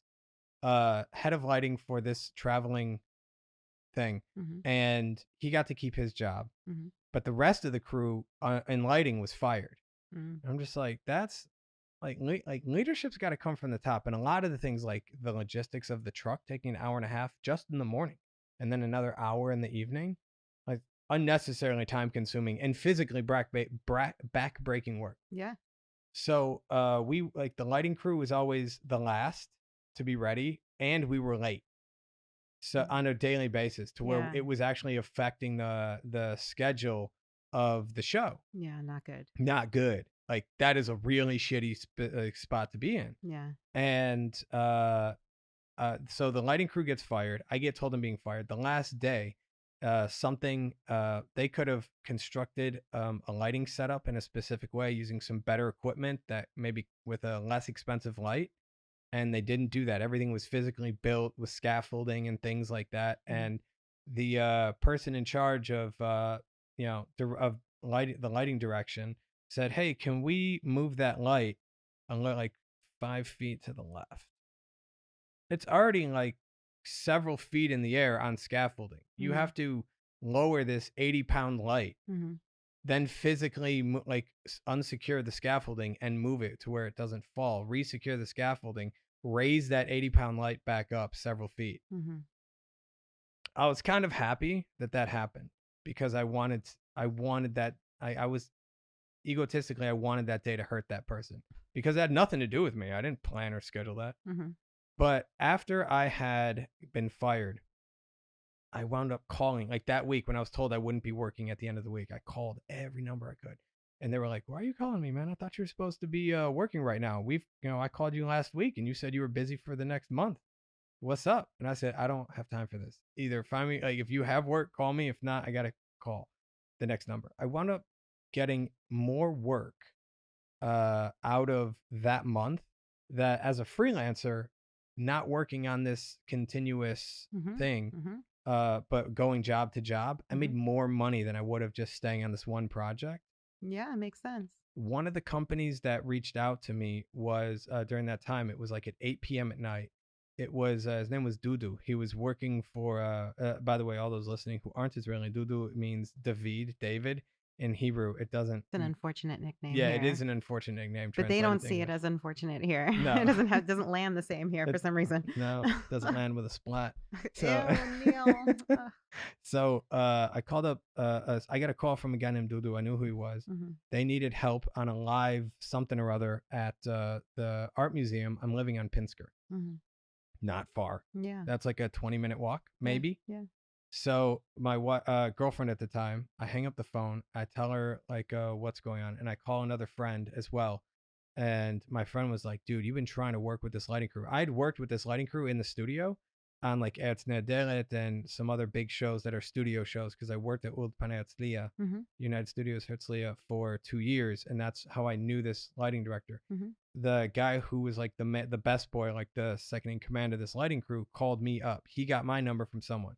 My friend said, "Dude, you've been dying to get with this crew outside of the studio for a long time. Mhm. If you don't do it tonight, it might not happen again." That's true.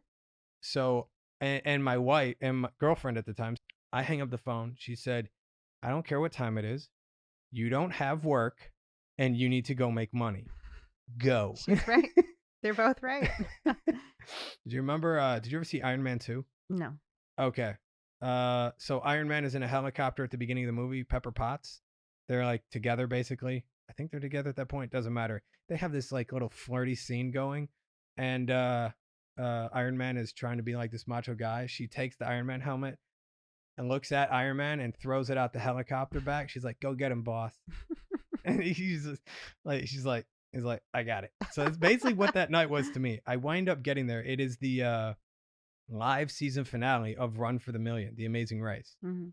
Route le Million. Mhm. So it's at the art museum. There's like live setups, and there's like lights over here and lights over there, and they had a private VIP dinner, and things are getting set up, and then we take stuff down over there and set something up over there. It's like it's real live work on a Mhm. show, but it's already been taped. So like the end results, like the finale, the finalists and the people that won were already there. It's like this big live dinner event at the art museum. Mhm. So the live broadcast of who wins is going on television now, but all the people who were involved in the show were at this VIP event at the art museum. Okay. Interesting. So I wind up getting onto that, and I'm working, and I'm pulling cable, and all of a sudden I hear someone shout my name. They're like Neil, Neil, and I turn around and I look. It's the head of lighting who had me fired. Hmm. He's like, "What are you doing here?" I was like, "I gotta work, man. I gotta make money." Yeah.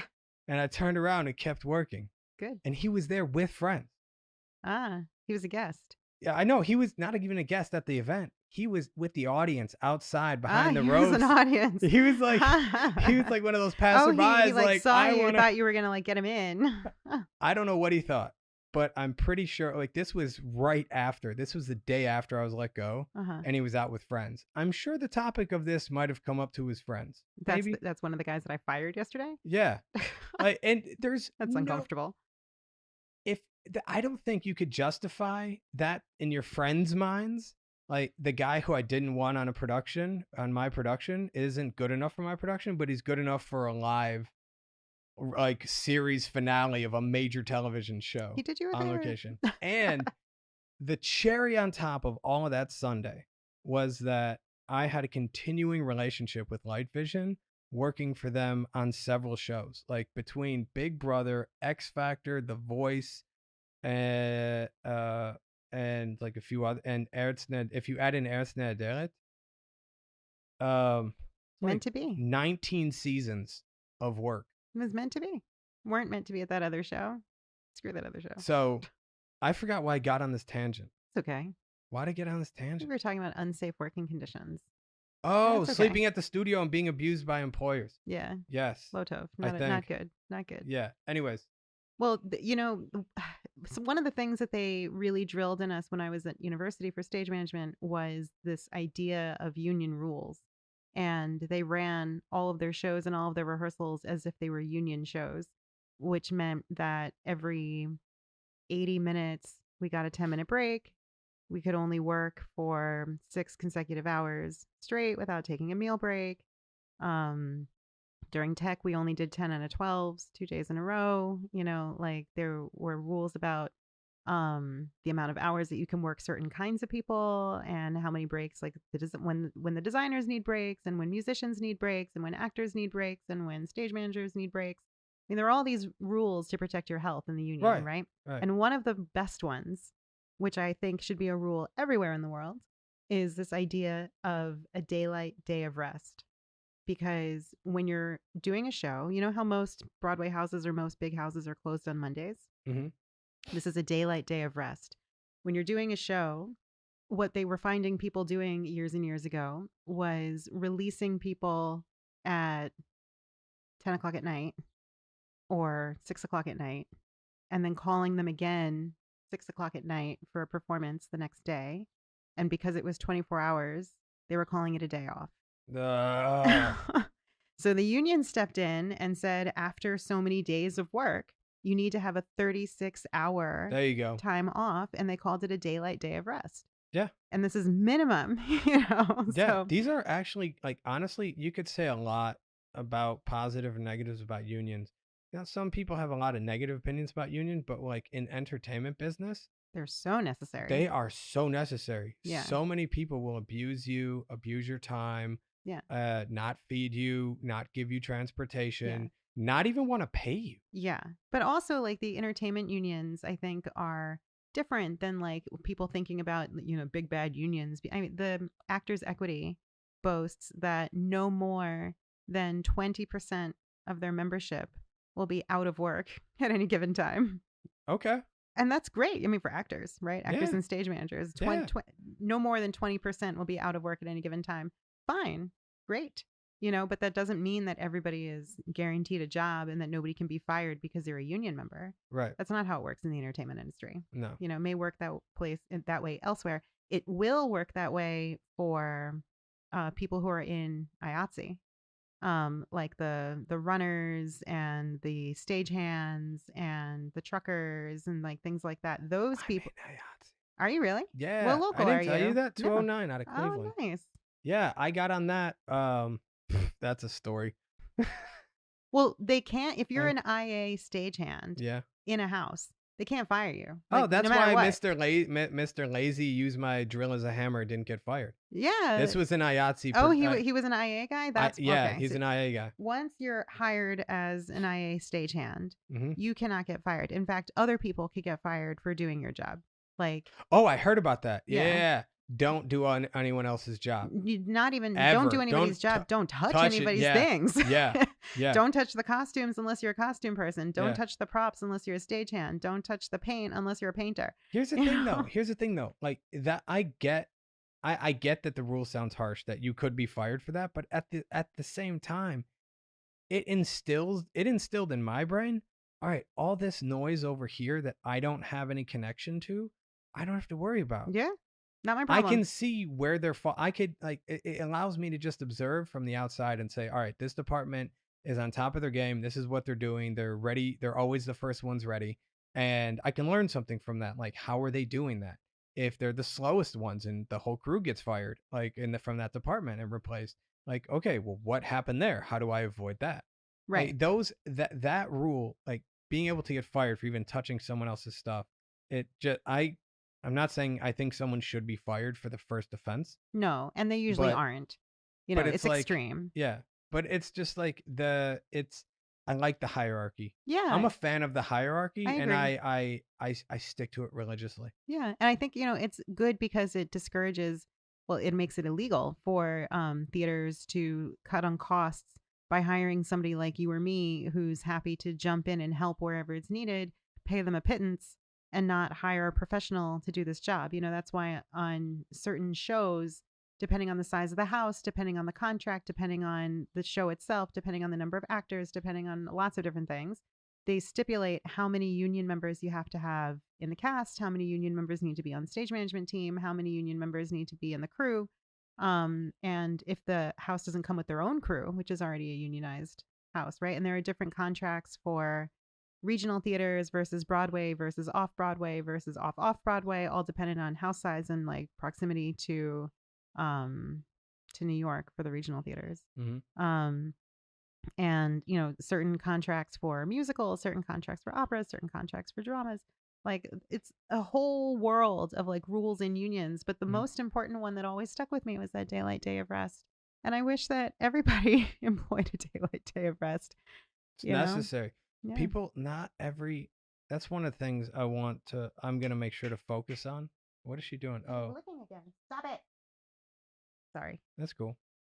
One of the things I want to eventually be a producer. Mhm. Like that's my goal. Just be a producer, and taking care of my crew is like number one Yeah. priority. Like in terms of like the four main things I want out of the productions I want to produce. Safety is number one. If it's not safe, we stop. That's above anything and all else. Safety. Are we having fun? Because if we're safe, why aren't we having fun? Safety, fun, Efficiency. food, like yeah. A Okay, what I guess now? five. Food and Food. hydration. Okay. Why? What do you think I was gonna say? I don't know. Massages. Very important. Yeah, food and hydration, logistics, and ROI. All very important things. Like those are the five main things I want to focus on. And I know it's always a juggling act, but like I don't. It's just I think it's easy for someone who's not gone through that area of production life to just not focus on it because they've never lived it. Right. I'm not Because saying I don't it think. happens by magic to most Yeah, people, which is by design. yeah. It's supposed to seem magical. It's supposed to seem easy. It's supposed to seem like amazing and incredible. Like you can just do anything because we can just do anything. But Mhm. there's a lot of work that goes into it. Oh, a tremendous amount. Yeah. A I worked for tremendous amount. this outdoor stage one year, and in the middle of the process, right before tech, um, the production manager had a meltdown and disappeared. Duh. And I mean, like, literally walked off, left the building, goodbye, don't know where he went, adios. I think you told me this, but go on. And it became my job and the interns' job, the summer interns, to get the set from the scene shop, which was in a completely different town, to the outdoor stage. And the only way to do it was to rent a truck, which I couldn't do at the time, or to borrow the assistant technical director's kind of MacGyvered um, trailer that he put on the back of his pickup truck. And the production manager and the assistant technical director were having beef. There was some sort of like back and forth, like angry thing going on for a couple of weeks. And when the production manager pieced out, I was like completely out of options. And we were going to start tech the next day. And I didn't know if he was coming back. And I didn't know what was going to happen. But I knew that the set was supposed to load in today. So I I don't know drove. what's gonna happen, but I know it's supposed to be happening now. I know that tech is happening tomorrow and that today we're loading in the set. And I don't know where my boss is, essentially. So I took the interns and I put them in my little Subaru and we drove to the scene shop. And I'm with the TD at the time, the technical director was this big guy with like a big beard like yours Mhm. and like a, teddy bear, but like big guy and big, hearty, deep, like, like guffawing laugh. Your neighbor's out there again. Sweet. Amazing, amazing guy, our technical director. And his assistant was this like kid my age. And I got out there and I was like, hey dude, I don't know. I don't know. I do know that we need to get this over to the stage. How do we get this to the outdoor theater? And he was like, well, we put it in Chuck's little trailer. And I was like, okay, let's do it. So we did it. And we just we just did it. We loaded up this huge set. We got it over to the outdoor theater. We got all the carpenters over to start putting it together. We got our painter over to start like painting it now that it was in place. Everything was running like clockwork. The next morning, my boss shows up as if nothing happened the day before and he didn't disappear for an entire day. And I was kind of expecting like a thank you for holding down the fort while I was gone, which taught me never to expect anything from anybody, especially if it's a thank you that you're expecting, Yeah. because I did not get a thank you. I got in trouble for using the assistant technical director's trailer because he didn't like him. And I got in trouble for figuring out how to get all this done without my boss and not putting everything on pause because it wasn't my place to get anything done.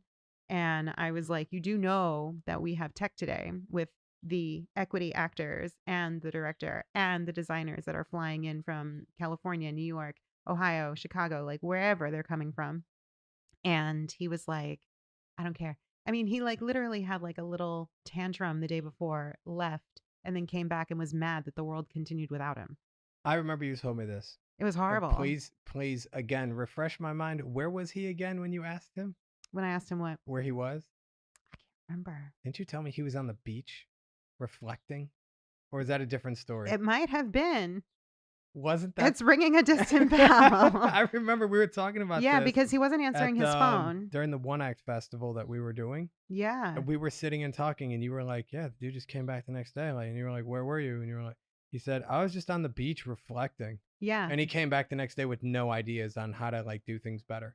No. And the things that he was upset about were things that were had nothing to do with the job. They were like personal things. Mm. But he was a crazy person. There was we had an office in one building and then there was another building kind of far away, a couple blocks away, that had all the like admin offices, the finance office and the publicist and the whatever. And somehow we had a printer on their network where we could print and it would come out in their printer, even though it was a couple blocks away. Okay. I don't understand the science behind it, but I hate network printing. but somehow it worked. And it was really convenient when somebody over there needed something that you could just print and they could go get it at the printer, Right. But there was one time when my boss was in such a fit that he used to do this thing where he would like write up his letter of resignation and make it as like bad as possible just to like get it out. And then he would like print, with a big slap on the enter button, like a pachow. And then it would print and he would read it and he would be all proud of himself and he would tear it up or he'd take it home. But he accidentally printed to the other printer. And when he realized that it wasn't coming out of our printer, that it had successfully printed to the wrong printer, he went hightailing it out of our office and running down the street. And when he came back, he was all like panting and sweaty and red faced. And he had got there like in time, he reached the printer, but he literally had to run before anybody noticed that something was coming out of the printer to go and like check out what it was and save it. He was a drama queen. I would say so. Give Yeah, me just a second. I have to call someone sure. to verify when I'm meeting her. Tonight? Yeah, tonight. We have a production meeting we were going to meet. Oh, She what called time? me. So, going back, what were we in the middle of when I said I had to call someone before I forgot? Um, Oh, talking about my old, oh yeah, your old boss. terrible, Yeah. flaky boss. Jeez Louise. That story, like it's not uncommon though for people in especially in theater because it's just that extra amount of pressure where you can't just, cut, reset. There's no Yeah. cut and reset in a live show. No. It doesn't happen. And I guess working in that environment is not for everybody. You have to want to do it, and then you have to like the bad days. You have to Yeah. like at the end of the day, you can go home, be as mad as you want for the rest of the day, but the next day you have to be okay. It takes Yeah. time to get there, Yeah. like to be able to do that, Yeah. but that's why I like doing it so much. It's because I know that tomorrow's going to be another day Yeah. and it's not going to be my last show unless I'm No. dead. Yeah.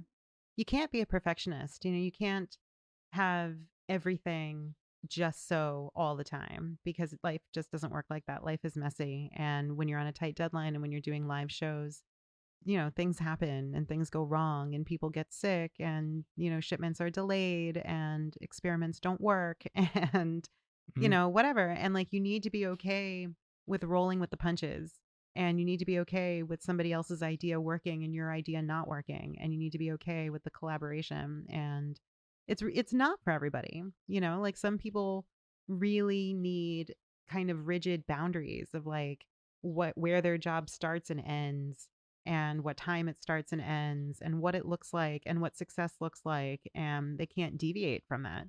um it- uh, and when you work for a perfectionist in that kind of environment it makes it even harder. The artistic director at the time was a perfectionist and pie in the sky, like every director. They want the sun, the moon, And the stars, and they can't afford you know I think it's well, let me ask you this. Do you think you could be a perfectionist and still be good at this? for sure. Because if you're a perfectionist that is willing to roll with the punches, like you should have a solid plan in your Yeah. head. Like if I get to a show and like the director doesn't even know what they want to do and it's the first day of tech, I'm like, what have you been doing the past several months with the cast? Yeah. Like, I mean, but you should have an idea as to like the exact idea in your head and then being able to move from that, but Yeah. keeping the intention of what is going to be seen Right. the same. Right. Yeah, you have to be able to say, okay, this may not be how I originally envisioned it, but I'm happy with this. You know, like you should want it to be as close to your vision as you can get it. You should want it to be as close to perfect as you can get it, with the understanding that, maybe some materials won't be available, or maybe somebody gets sick and like you're shorthanded, or maybe there's traffic, or maybe I don't know what. There was one time during tech, the load in took so long that we were late returning the truck. And being late returning the truck meant that we were going to be paying like for a whole extra day and, nonprofit theater, no money, blah, blah, blah. And it was like everybody was looking at each other. Well, I can't go. I have to put the set together. I can't go. I have to paint the set. I can't go. I've got bottles to paint. Like, blah, blah, blah, blah. Like, who had to drive the 18-wheeler truck? I did. Did you have a license to drive an 18-wheel truck? No, no. And every time I hit a tiny little bump, I would literally go flying. I had to hold on to the steering wheel for dear life to not like hit my head on the top of the Was it a cabin. U-Haul truck? It was an enormous flatbed, like 18-wheeler crazy truck. I don't know how I didn't kill anybody on the road That's because I had to hysterical. highway drive with that to get That's it back. hysterical. And like the company manager of like the little like school traveling tour like was following me to make sure that I could get home and that I didn't get into an accident. And from time to time she would like honk at me because I would start to like veer. It's hard to control such a big truck. I was a tiny Yeah. little person. When Megan and I came back after me dropping off that truck, I mean when Megan dropped me back off at the theater, and the two of us walked into middle of tech and load in, everybody like putting things together, we got a round of applause for making it back home alive. Everybody was like, wow, Okay. they made it. That's amazing. We didn't think that was gonna happen. Great job, everybody. Now Great we have a job. new truck driver. I was like, no, never again. But it's that like, okay, what are our options? I can drive the truck, or we could pay another like, I don't remember what it was, but it was a lot of money. See, that's the thing about having a good producer who's going to be able to think through that. Right. Or Going to be able to have the right people around at the right time. Yeah. Everybody was important. I was the one person who like not wasn't important, but didn't have like a specific job that nobody else could do. Like send Alexis. Okay, fine. Yeah, why not? Yeah. So how many you basically stuck to just the theater at school. Am I correct? Did you do any other shows other than an Iliad and the school shows? Oh, here you mean? And the ones I brought you to. I remember. No, yeah, I wasn't with interested. the one act and. Yeah, I don't know. Didn't you help me out with something else with the stage? Yeah, somewhere we did something at Center Stage. Yeah, we did at Center Stage. I remember. Yeah. We've done a few things together. Done a lot But together. no, when I moved here, I had put my professional theater life behind me, and I really had made peace like a long time ago with the fact that I was no longer going to be a theater professional, and that if I had the opportunity to do something theater related, I would take it, but that it wouldn't be my main source of income anymore, my main life. One of the things that I walked away from when it was time for me to walk away from it was the fact that we only ever had Mondays off at best. And it was starting to wear on me after so many years of never having Christmas Eve, never having New Year's Eve, never having Black Friday off, never having Easter Sunday off. Like all these days when everybody is off and everybody is home and home from school and home from work, and you're just sitting at home with family and people are looking forward to like downtime. That's your go time because that's when people go to the theater. Right. And that used to give me a huge sense of purpose. And because I lived to work, because I loved what I did. And I still love it, but not enough to make it literally my entire life. I thought working in theater will limit my options in terms of, potentially getting married or having kids. Certainly I wasn't making any money when I decided to leave the theater.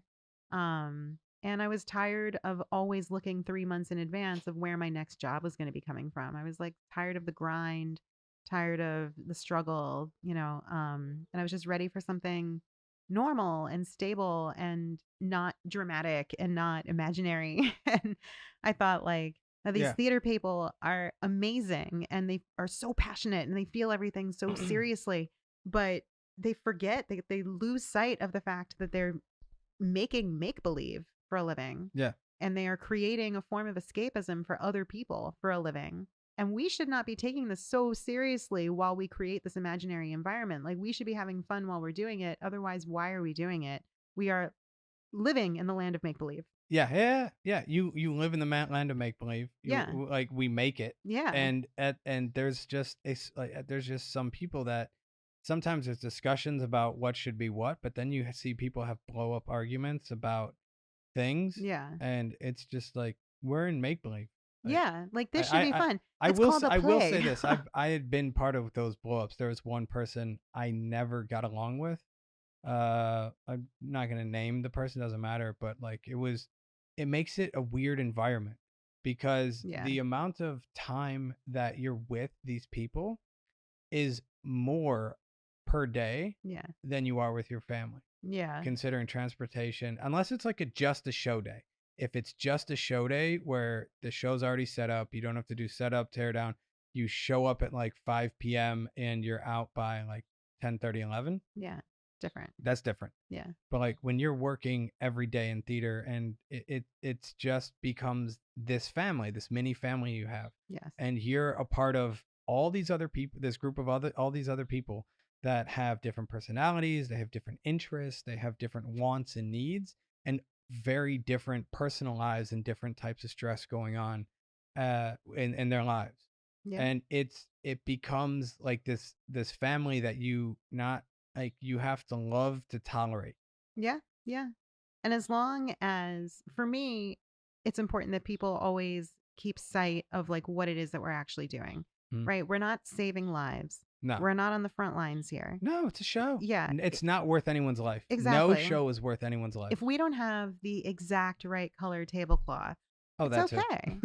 If we it's don't supposed have, to be deep red. I know. This is light crimson. If we don't have the exact right kind of shoes, like, but we have something close, Yeah. like, it's okay. The audience will forgive the fact that the toaster dressed as a chicken is orange instead of yellow, like, whatever, and these are the kinds of things that when people start like becoming, like when they have a power trip over it, when a designer or a director or a production manager or even a stage manager is like, this is the only way and the only acceptable way and the only acceptable thing, and I will not accept anything else. And it's like, Yeah. you need to get over yourself, buddy. Like, we are doing this literally 6 days a week, sometimes 24 hours straight. Yeah. And I'm aging here. I And I'm actively grew stressed. gray hairs during this conversation. And I will not get these like last 15 minutes of my life back. Yeah. And like, you're not paying me very much. Yeah. So at the very least, I should have job satisfaction, and this is not helping. Oh, You know? I got a rough one about not paying people correctly. Mm. It was a student film, so people were working for free. I offered to be head of the head electrician gaffer on the student film. Mm-hmm. And on the last day, the day before the last day of filming, there had already been incidences where like the producer slash director who's like getting school credit for this had done some things that were like one of them outright dangerous. There was some you know what 4x4s are? Mm-hmm. Okay, so they had some 4x4s in a trailer that we were traveling down the highway with, and they didn't Mm-hmm. tie them down the way that we told them to tie them Oh my down. God. We were behind them. Some of them Oh got my loose. God. There were 4x4 wireframes flying through the air at 70 miles an hour. Somebody could have died. Yeah. That's crazy. Anyways, so the night before the last day of filming, this person says it was a late day, and this day we actually had a fire truck on site. We had actual smoke machines, flames, and the whole scene was a house fire. So we had an actual fire crew, ambulance crew, actually as people in the show on camera, Mm-hmm. and standing by in case we actually burned the house, like almost burned the house down. Mm-hmm. But it was real smoke machines and everything. Mm-hmm. It was a very long day, took a lot, and everything was getting set up in the morning. And then after sunset hit, like sunset's hitting, we got to change lights. And then after sunset's gone, it's like we got to dial everything in right now because we're going to go in 30 minutes. Yeah. So it was a very long night. Yeah. And after we wrapped everything, we were talking about starting late tomorrow or possibly pushing it an extra day because we didn't have to, like the next day could have been, no, it couldn't have been pushed a day, but we could have started later. Mm-hmm. And the director, producer, or student who's getting credit for this, and it was his project, said, like I'm paying a lot of money for this. I'm spending a lot of my money, and the crew's just gonna have to suck it up. And I talked to the gaffer, to the grip, Mm-hmm. the key grip that night because he and I were friends, Mm-hmm. still are. And I said to him, I'm not coming in tomorrow. Yeah. Damn right I'm not coming in tomorrow. They had That's rented it. a Kneel out. generator. They had rented a generator that needed someone to actually like properly run electricity.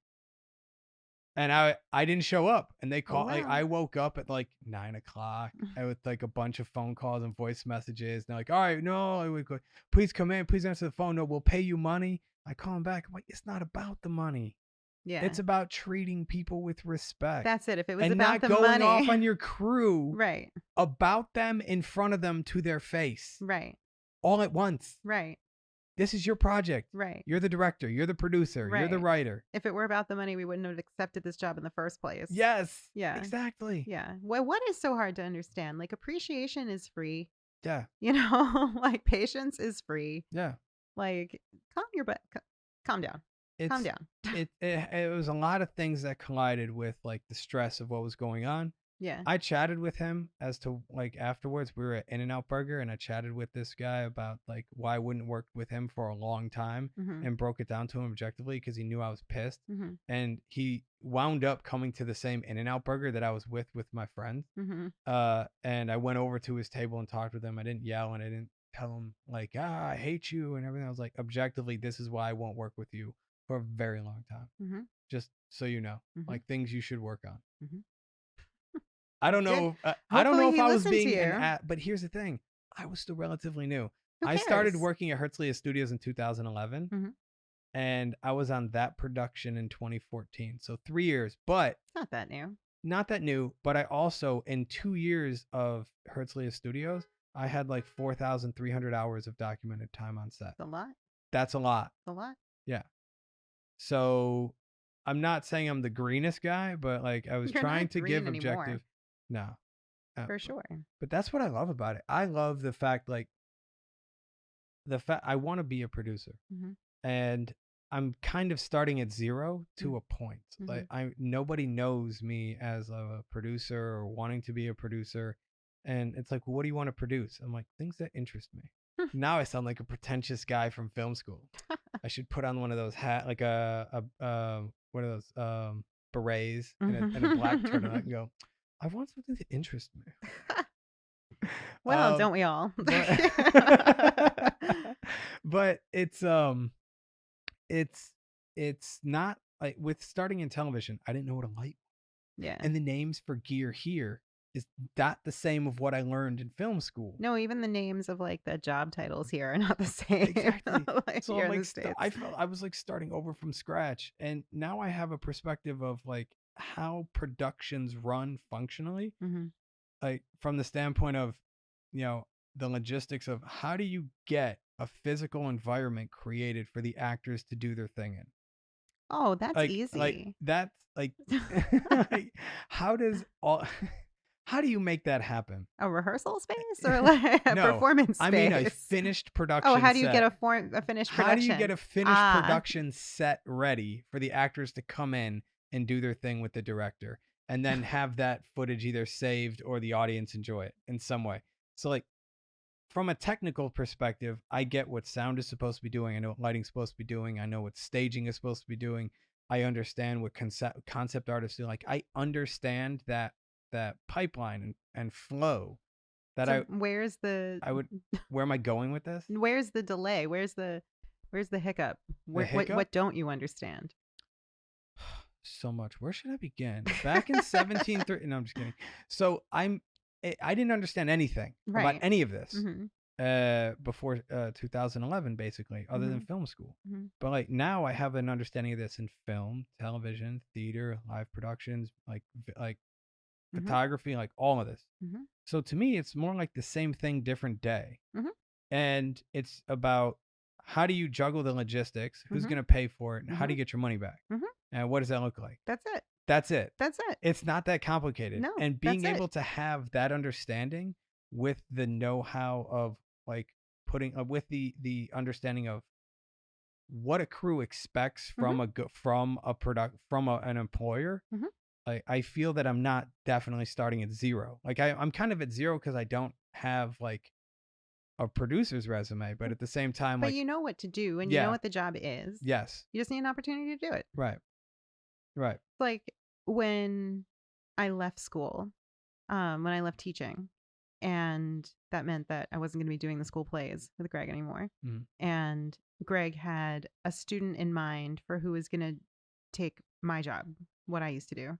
And he kind of, facetiously said to me, "Do you think you can make a little list of everything that you did and give it to this student so that she can be you next year when you're not working there anymore?" Could be you. And I was like, "Sure." So I made a list, and it was like 10 pages long, but I made a list and I broke it down into like, pre auditions, and then during the auditions, and then during rehearsals, then outside of the rehearsal room, and then during tech, and then during performances, and then Mhm. post performances and post mortem, and like all the things that if she's not doing, she at the very least has to like be aware of and like keep her finger on. Um, and when I sent him the list, he was like, "Holy shit. I can't believe that you made this list. And I can't believe that you did all of this stuff." And I was Yeah. like, "I know you were just the director." Yeah. I know that I was coming and asking you bizarre questions like 47 times a day. Like, do you like this phone or this phone? Do you want a long dress or a short dress? Do you want the phone to ring 3 times or 4 times? Yeah. Do you want music with, strings or music with piano? Like, This- what? These that are that third director questions. Yeah, and that third, here's the thing. I don't even know. I don't like. I'm assuming. Sorry, wrong number. 3 or 4 times for the phone call. Like when someone picks up the phone, that could create a lighting change. Yeah, I don't remember if we had one at that point, but I'm it sure we it did. could be like, oh, okay, I Yeah. need to know this because I need to know that I know that I'm gonna have a lighting, or I might have a lighting cue here. That So that very would be, yeah, the very first play that we did, yeah, 12 Angry Men, 12 yeah. Angry Jurors, right? I remember that. And before we started that whole process, I said to Greg, like before I told you, if we're going to do this, we're going to do this the right way. I only know how to do this one way, and it's the professional way. So we're going to do this the professional way Okay. because anything else will be a mess. And he was like, "Okay, that's fine." And then that meant that I was hiring an assistant for me and an assistant for him from the students.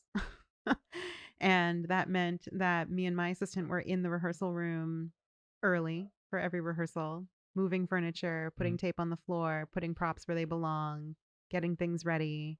It meant that Greg was receiving an email from me every night with rehearsal reports and rehearsal notes. But most importantly, every time I asked Greg something, he would look at me like, "Oh, I have to answer that too?" That, yeah, That's also my job? yeah, That's also my decision? yeah, What do you want me to do here? The very yeah. first I think production that's why meeting directors go crazy. I know Like, the very first production meeting that we ever had for that show, I remember Greg came into my classroom and sat down, and I had the student sound design. No, it was Joseph who did sound for that show. I had Joseph there, I had Greg there, I had Yelena there for props. I had hired all teachers and given them student assistants until like the students were comfortable with doing it themselves without the teachers. mhm. And Greg, I was like, we just have to wait for Greg, and when Greg gets here, we'll start. Greg walked in, he sat down, he looked at me and said, "What am I doing in this meeting?" That's And hilarious. I was like, Making all of the decisions. "Literally, we can't have this meeting without you." You are literally making every decision. I was That's like, hilarious. "We together are going to check in with sound, with props, with costumes. I'll check in with Neil. You were Yeah, already involved." I was like, "And if they have any questions, you're going to answer them now. yeah. And then when they have new questions this time next week, you'll answer those questions this time next week in That this meeting." since we started talking, I never even mentioned, because other people are going to be listening, what it is I like to do in theater. Like, I just, it sounds like I'm just a fanboy of theater. You've mentioned a few times that you want to be a producer and that you've Yes. done lighting and that Yeah. Well, here's the thing. I don't necessarily want to produce theater. uh, I don't really want to produce theater. I want to just do lighting design for large theater and well, the only musicals. thing a producer does for theater is provide money. So You know what? If I have enough money to EP, like just like executive produce a theatrical show that I feel like I could get my money back on, I wouldn't mind doing that. And then just do lighting design. Like find other good producers that know how to actually produce theater no, and what producers hire do myself as a is lighting designer. producers write checks or they collect money and then they write checks, Yeah, but right? there's also a bunch of other problems that need to get dealt with. Like Yes, you but need there are like people for those. Like producers will hire the team, provide the yeah. money, and then go away, and then cash the checks later. Yeah, that's kind of what I want. But and Well, I you just have want to to have the money I first. just want to provide the money and pay my like as a lighting designer, like not like just do that. Because I love coming in like to like rehearse when you're like when I would say let's say you're halfway done with rehearsals before it's actually like tech week. I love coming in at that time because a lot of the building blocks of the show are done in terms of okay, in this scene They should be. there are two people on stage together Mm-hmm. and then they exit. Mm-hmm. Where do they exit and why? Mm-hmm. That might change, but not necessarily. Mm-hmm. So being able to see those building blocks, I can like actually start creating ideas and Mm-hmm. going home and going, okay, so I need the set to look like this. And this obviously would be done after I do the initial meeting with the director after going over the script. Mm-hmm. Is I like if once I get the script, I read it over. I'm going backwards. Why am I not Do starting at the you read beginning? it over? Yes. Do you read it over? Oh, come on. You were there for the meeting of an Iliad, weren't you? With at the cafe in Florentine? Let me ask you a different question. Yeah. Did you always read over your scripts when you first received them? Are you asking me if I read over 100% of my scripts 100% of the time? I'm asking if you read the scripts that I gave you. I eventually read all of the scripts you gave me. Eventually, you saw Yes. all of the shows and Yes. read all of the scripts. Yes, eventually. When? What? Go ahead. When? No, go ahead. Okay. So my process is I like this like when I get the script, I like an Iliad. We'll start with that. I got the script. I sat down with Joanna and why can't I remember his name? Clay. Mm-hmm. Were you there at the cafe in Florentine? Maybe, maybe not. So we were at a cafe, sitting outside, and we were going over the script. And I had highlighted a bunch of things. I made a bunch of notes, which is what you're supposed to do in a script breakdown. Mm-hmm. See, I'm doing my job. Mm-hmm. And we were basically 70% on the same page. If I come to a script break, an initial meeting with like the star or the producer, and we are not on the same page and can't get there, I would just walk away at that point. Like, listen, I understand you want it this way. Like what you're asking, it's not necessarily that I just don't see it. Right. And you might be better off finding someone else who could do this. Right. Well, in the real world, you probably wouldn't get that job if you had such a drastically different vision from the director or from the producers who are paying you. Well, that's what I like, having an initial meeting where there's no like commitment. Yeah. Where it's like, here's a script, read it over, tell me what you think, let's talk about it. Yeah. And then I'll go from there. But after that, I like being able to come in about halfway through rehearsal, recording it to get those building blocks down, go home, build some scenes, and like about a month away from tech, go back to rehearsal, make sure that things haven't totally changed, because a month away from tech, you should be basically almost off script, unless you're students. I mean a month away from tech is a really far away from tech. True. It's a long rehearsal process. Like if you're a month away from tech and already off book. Nora. Do you remember Nora? Mm-hmm. She had a French theater troupe here. She moved back to France. Mm-hmm. I'll tell you more about how she's doing after we're not on the mic. Okay. So Nora moved back to before she moved back to France. Her French theater group. I don't speak French. Mm-hmm. She brought me in one show to do lighting for them. Mm-hmm. I can't read the script. It doesn't help. Mm-hmm. People forget about things like that. People, when I was asked in an interview, tell me about a time that you listened, and I was like, I had to listen with my eyes because I didn't understand the words, and I had to conceptualize what light needs to go on and where based on the actors and the feeling of the scene, based on just my eyes. I couldn't like actually. It's not like necessarily I was hearing words, but I had to actively focus intently on that aspect. Mm-hmm. And I thought it went well, and they brought me back for another show. A month away from tech, they are off book. How long are they rehearsing for? I don't know. That's crazy. I don't know. they're good. I mean, the They're longest rehearsals professional um rehearsals I've ever really heard of are only 8 weeks long. 8 weeks. Yeah. I can. Oh, they probably spend like months with this material, figuring out what to do with it and where to go and how to Hmm. go, where to go with it and how it works. But like one of the actresses was like, she was traveling in Europe with, I forget who, but she was doing traveling theater at like 16. Hmm. And this was back, I guess, in like the 70s. Yeah.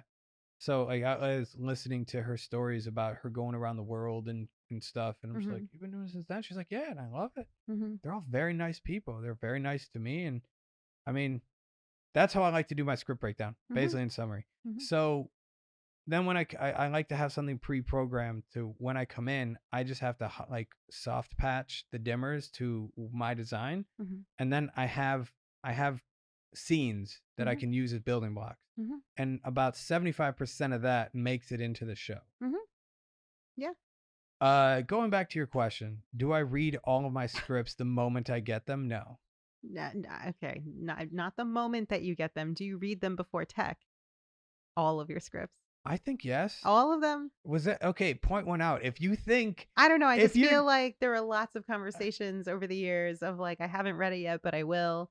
Haven't read it yet, but I will. Haven't read it yet, but you say there's this many scenes and you say there's this many characters. No, I trust you. let me ask you though. When I came to tech rehearsal, did I always have a plan? Yeah. Otherwise, we wouldn't have worked together. Do you remember half hour before the first show we did together? What I did to you? um, Erase the board. I Yes. didn't erase it. Did the board power die? Did it No. forget the cues? No, remember I couldn't get my lighting board working, so I was using the house board and I Right. didn't like it as much. And 30 minutes before opening night of a show on the first show we worked together, I reprogrammed my personal Yes. lighting board with all the cues, Yes. even though I spent tech with a whole different lighting board. Yes. And you looked at me like I was an asshole who's purposely there to piss you off. And I probably stressed you the fuck out. You did. On top of that, I would call lighting cues and you would go whenever you wanted to go. You wouldn't go when I said go. You would I didn't? wait. Sometimes you would jump the gun. Why didn't you tell me? I did. You did? Always. Did I take notes? I don't Did I get remember. better? I don't remember. You don't know if I got We better? only did it a couple of times. What? I mean, The like, show. We only did oh, the show a couple of oh, times. with the kids? No, in Iliad. Oh, and Iliad. Every time you did it with the kids, I would say something because I had authority in that room.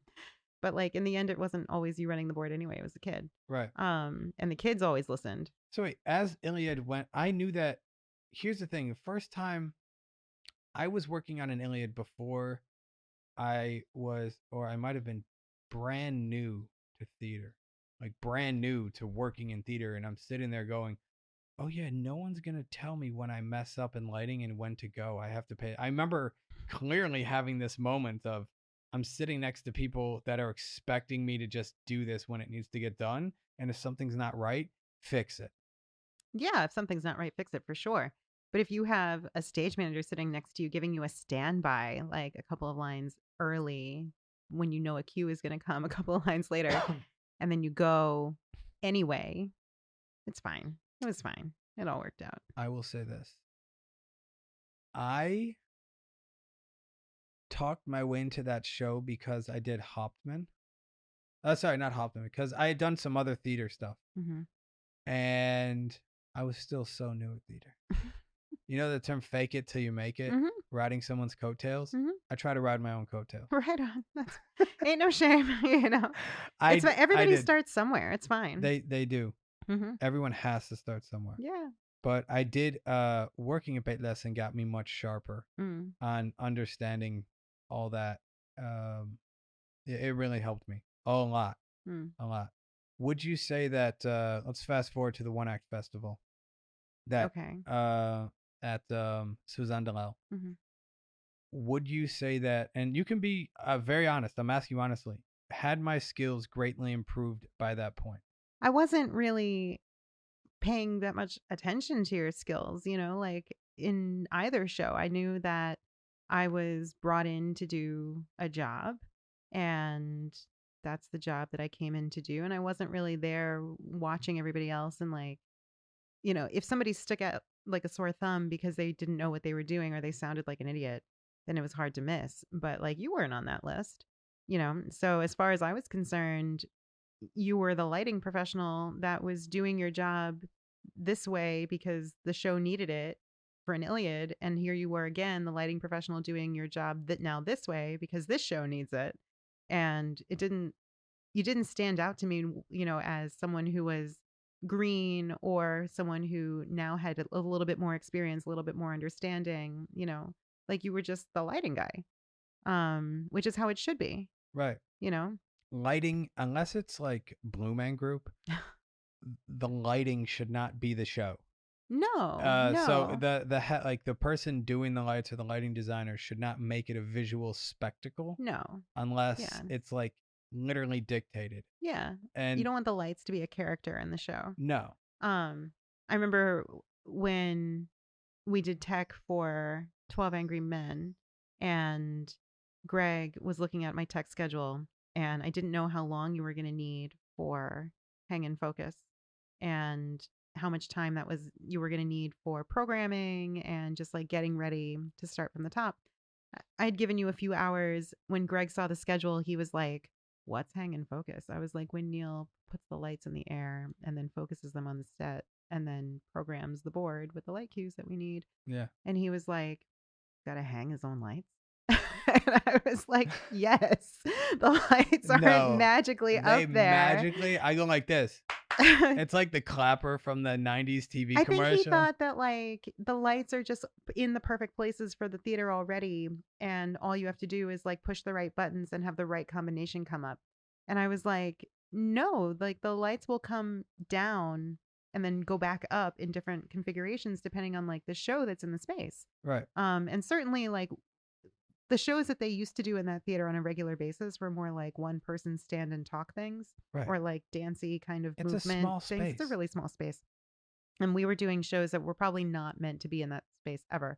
But certainly we did not want the same lighting that they had for all these other things going on because we had something completely different than whatever they usually produce in that space. Right. Um eh, That's what I try to do. yeah. Because none, like all of the shows, Sorry Wrong Number, like you had actual sets that had specific visual Yeah. identities, and sometimes daytime, sometimes nighttime, sometimes middle of the night Yeah. where it's just very dim. Yeah, sometimes city, sometimes country. Right. Yeah, all sorts of things. And um It was a fun challenge because yeah, you can't really move the lighting there. You can't change the lighting grid there, no. but you can add filters, Yeah. point them Color, differently. Yeah, add. different kinds of lights. Exactly. Yeah. And just kind of change up where they're pointing and how and for what reason. Yeah. Oh, I remember in that tech for 12 Angry Men when you were done that first day and Greg brought the kids in and we started at the top of the show and we were in the dark and the top is always the hardest thing to start, right? I Like know it's like the first 30 minutes, the first at 5 least cues are 30 minutes of the first tech day. minimum. Yeah. If you have people that know what they're doing, it's minimum Yeah. 30 minutes. As soon as all the lights went out and the lights came up on stage and Greg heard you and I talking back and forth, the lights changing, the kids moving, the words started coming out, they started acting. Greg leaned over to me and he was like, "This is a real show." And I was like, "Yeah, we're in tech for Yeah. your show, buddy." Yeah. I Welcome to don't theater. know what you thought we were doing all these months. But here we are. We go live in 3 days. You know? I like that I was able to teach lighting board operation to Yeah. students Yeah. in such a fast time. Mhm. No one has ever been able to teach me lighting board operation as Mm. fast as I've taught other kids. Now, I'm not saying like uh to, to the level. I'm not the most professional, but I can do medium to large scale Mhm. traditional theater shows. Yeah. But I worked in television for several years. The only thing they did was here, read the manual. Yeah. No one was No one's like, got time to here are the teach. basics. This is how you this is a scene. We're in scene 001. Okay. This is where it's numbered. Put up these lights, let's just theoretically say, hit save or update, and then it takes you, look, to the next one. Mhm. This is how you go back. And then when you go back to the queue and you edit those lights a little, hit update or save or please, depending on the board. Yeah, it's important. Yeah, You it's did a not the great hardest job thing. teaching those kids, though, especially Boaz, who came back in the end, for a couple of years, time after time. Yeah. By the last show, which had a student calling cues and Boaz running the board and a student doing sound, like just three kids like sitting over in this little tech booth, which was really great. Yeah. I would come into the theater, before performance, and there would be these three little tech kids like messing with the lights, putting them up and down, having a good time, blasting music, sweeping the floor, like getting the show ready. And I just be like, you guys are awesome. And Boaz like knew enough of the basics from working with you and had enough confidence from working with you for a few years in a row that if he pushed a button, he knew how to get himself out of it and how to get back to where he needed to be. So he was kind of like experimenting and learning. And, a few times when actors would drop lines and he would have to skip ahead to a cue or they drop the line and Oh, go he had to skip back. ahead to cues? Yeah, a couple of times. They did great. He did well? Yeah, they all did great. It's not that hard to teach. It's just No, just you some have to take the people time just to do it. don't.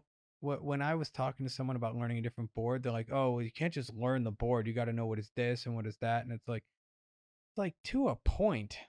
I mean, it's good because like to know that because that's going to make you better at it. Right. But at the same time, it's like there's an easier way to learn this stuff. Yeah. And some people just don't teach it. No. I just try and keep it as simple as possible. That's it. That's it. That's theater. Do you know how many shows I've designed so far? How many? 23. Wow, that's 22. great. That's great. I really, my favorite time is tech. Yeah. It really is. It's that going back to the beginning, that camaraderie and being able to just have that environment of creativity and the back and forth about well, okay, so for instance, one of the characters dies and is in someone else's arms and there's a third character on stage. Well, do you put the character and the who's dying and the person who's holding them in a red light and the person in white light in the back, or maybe the person in back in red lighting and then the person who's dying in the arms of someone and that person in white light? It's like some of those kind of creative ideas where like it's cool to get some other opinions about, okay, at this moment, like this is what I thought, but also, hey, I might want to change this. And it's like that type of creative environment and working with people who don't want to step on your idea but make the show better and are willing to let go. I think I'm talking about a fictional theater company that doesn't exist. You know what I was just thinking of that you reminded me of? What? That last show that we did in Renana. And that stage manager who didn't know what he was doing that I was training. And that director who was obnoxious and what kept interrupting the flow of tech to do actor things. And do you remember what I'm talking about? I do. Can't remember the name of the show. Can't remember anybody's name. I remember everybody's name and I remember the name of the show. Okay, that's good. It's I can't remember it's either. just so fresh and close to me. I just don't feel like naming names. Fine. I know what you mean, but yeah, but that young green stage manager did an excellent job in the end. And do you know why? Because he was a great student. He had a great teacher. Obviously. You're thinking of the girl who... No, I'm thinking about the young guy. The young guy? Yeah. There was like a skinny guy. Oh, you helped develop him? Yeah. Then I got to say thank you. Can I shake your hand? Always. Okay.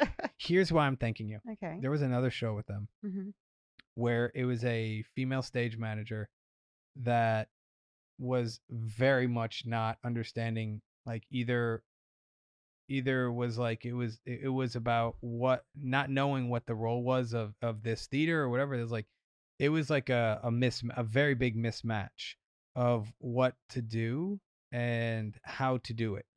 And that skinny guy you talked about, well, we were talking about, because we were already in tech and the show's going up soon. And we're like, well, what are options? Replace this person or not replace this person, or like, and I came up with the idea, which is what we wound up doing. That skinny guy you brought in, that you helped develop, we brought him back. Good. He's great. I went to, I and or it was somebody else went to the woman who was who we who was we were having an issue with, Mm-hmm. and we kowtowed, and we said, listen, I just want to apologize to you. I don't know if I put too much on your plate, if I'm driving you too crazy with everything that's going on. Mm-hmm. But to make it easier for you, so that like we can make sure to get this done on time. We brought in somebody who knows what they're doing. We want to split up your role and help bring in someone to take that off of you, so you don't have to think about this We aspect. brought in this guy to support you and do your job. there was the stage and there was the technical aspect. Mm. The thing that was really missing was her understanding of how the technical aspect needs to be involved with the staging aspect. This is what I And spent so much time talking to that guy about. And you know what he did? He took over for all the technical aspects of this in Good terms for of him. lighting cues, sound cues, Call and it all of that. blow. Yeah. He saved our butts. Both of them worked on the show. No one Amazing. got fired. Well, that's and nice. It elevated. Instead of like, I don't want to fire somebody. And No. because somebody was very upset about this, like, wow, fire. And I'm like, why do you got to fire, man? You're in Tech Week. You think firing looks great to anybody? No. And then bringing in good someone for morale new in the middle of yeah, tech. that's horrible The for axe is morale. falling. Then you're like taking money out of someone else's pay, like someone's not getting a paycheck. Yeah, it's not nice. Yeah, it's just not nice. It's a horrible decision all the way around. Is there any way we could bring in this person if he's available and he could do the tech, which he did, and he nailed it? Yeah, I remember when I was first meeting him, like he first arrived, and you and I had been there for a couple of hours, and we were about ready to start tech. Yeah. And didn't really know what, if any, experience he had. And I sort of like hung back for the first few minutes of tech just to see like what was going to happen, if he was going to take charge. He didn't. So I took over the first 5 minutes, which the first half hour, as we discussed before. Yeah. And then I handed it over to him after he watched how I navigated light, sound, actor, director through, the beginning of the show. And at one point we were on a break and he was asking me about something color related, I think, like for his script, like what color do you use for standby? What color do you use for lights? What color do you use for sound? I had all these stickies. Yeah. And I was like, well, it's really a personal, whatever you feel like. Whatever I works for you. usually use green for lights and orange for sound, but that's just me. Like some people like to mix it up show to show. And he said to me, I want to do it the way you do it. And I was like, oh, you're so sweet. You got a soldier. You are so sweet. But look, he learned, he listened, he did a great job, and then you brought him back. Yeah, that's the way it works. You do good work and you come back. Going back to what you were talking about with the Vic Sleeping Beauty? Yeah, Sleeping Beauty. Yeah. They came to town, knew of you, called you up, brought you in. We're like, all right, come on over. No, shows, theater, in general, productions, probably same for TV and film, the same. But things work the best when everybody understands that everybody has an expertise in their particular field. And if nobody wants a bad show, right? Nobody wants the show to fail. Nobody wants a bad show. Nobody wants a bad review. Everybody wants the show to be as good as it possibly can be. If somebody says we can't do that, it's not because they're just being lazy and like don't want to do it. It's because it's not possible, And it does not help when you have somebody like screaming in your face about all the reasons why you have to make it possible.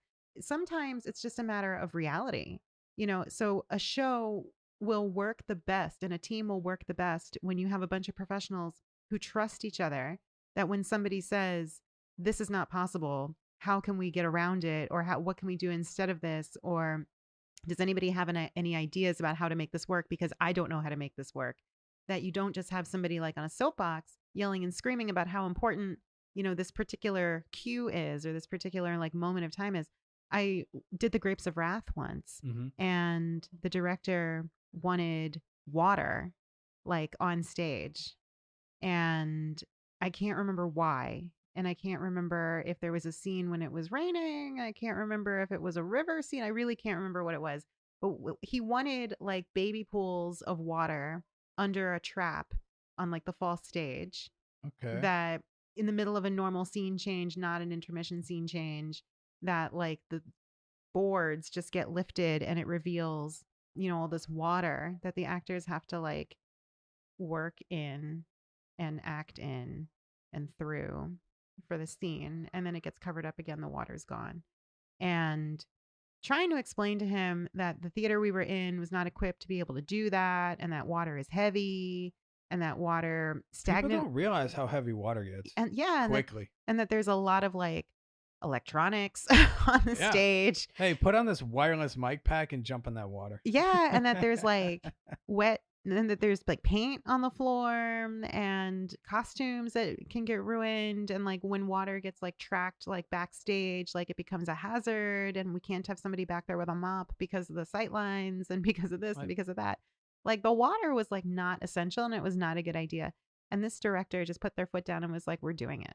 And it was like, "Well, I mean, how?"